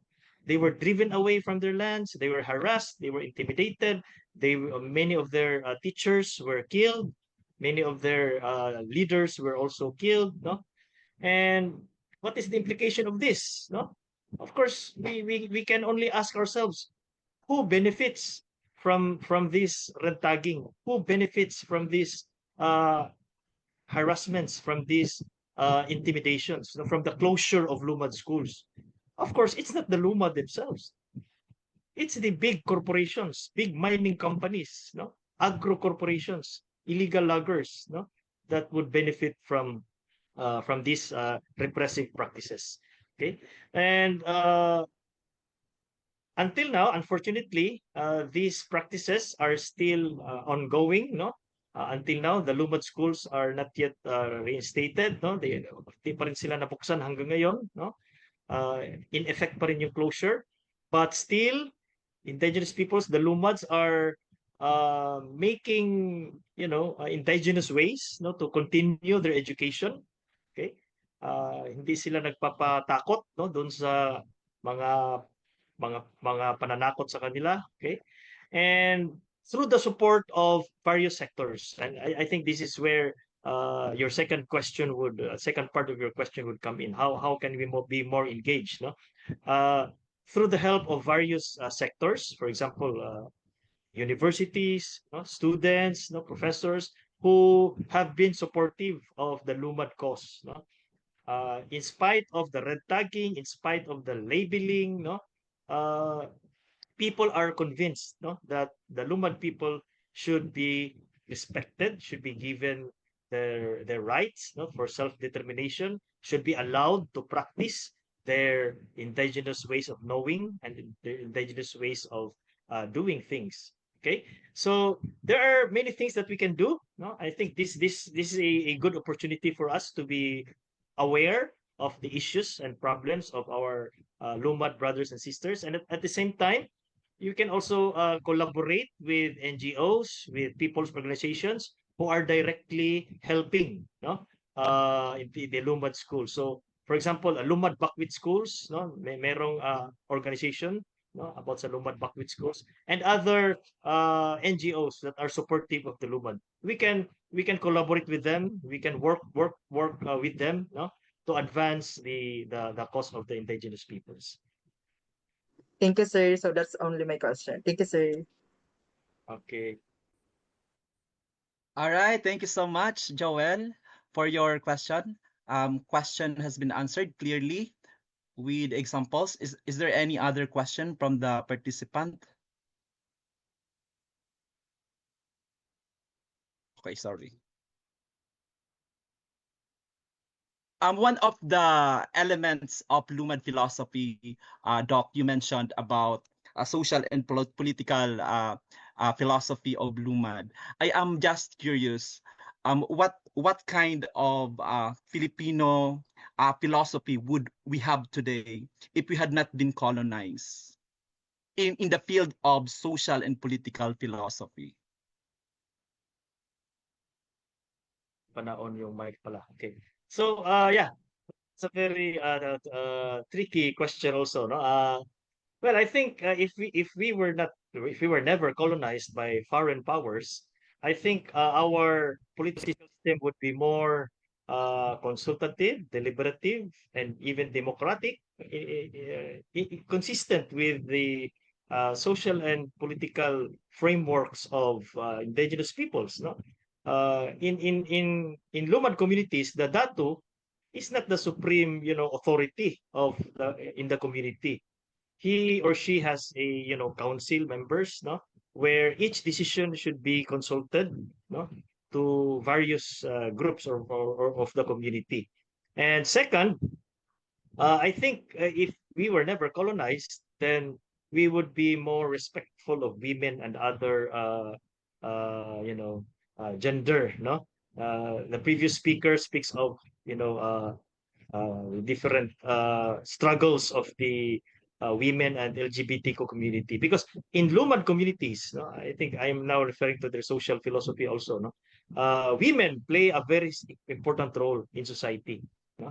And sadly, this was destroyed by, Western patriarchal feudal beliefs or systems that for centuries uh, brainwashed us, no, or dominated our educational system. So yun siguro, no, our society, our political system would have been very much different, no, and reflective of indigenous wisdom, indigenous values, and indigenous systems, belief systems. All right, thank you so much, Doc, for that very insightful answer. I am really satisfied. And once again, thank you so much for being with us. Due to the interest of time, we will just have your questions to be sent to our student conveners to be answered by our highly esteemed speakers and proceed with the next segment of this proceeding. Thank you po once again, Doc. And thank you, BUCSSP Philosophy Department. All right, that concludes our open forum.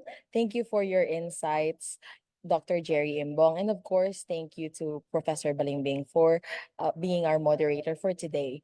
Now let us proceed to the awarding of the certificate to be followed by the photo opportunity. With this, may we ask the student conveners, our speaker, and of course, our moderator to please turn on your cameras for a photo op. And with that, let me read you the citation. Certificate of commendation is given to Jerry D. Imbong, PhD, for generously sharing his time and profound expertise as plenary speaker during the second MUPC, held on April 28 to 29, 2025. The significance of indigenous philosophy, fostering rigorous intellectual engagement and profoundly enriching the academic discourse of the conference were truly covered by your discussions. Given its 29th day of April 2025 via Zoom meeting, Signed, Winona Venice D. Barrias, D. Emmanuel C. Sadang, Audrey Maxine L. Buwasan, Student Conveners. Professor Mark Zeldi Okamba, MPR LPT, Department Chairperson and Faculty Convener. And Attorney Alex Binepomuceno, PhD, Dean, Bicol University College of Social Sciences and Philosophy. Once again, thank you for that wholesome and enriching talk, Dr. Imbong. May we request everyone to turn on their cameras. We shall capture in 3, 2, 1. There you have it, everyone. Again to our speaker and to all the participants who have joined in this forum and the discussion. Now we have reached the end of our morning session, but yet we are to have more discussions later on. Ready your minds for we have more insightful exchanges in this afternoon session. Join us again at 1:30 p.m. for more philosophical conversations on indigenous philosophy as we witness the abstract presentations. This has been your hosts, Bea Abigail Luna and Chris Dale Jacob, wishing you happy lunch.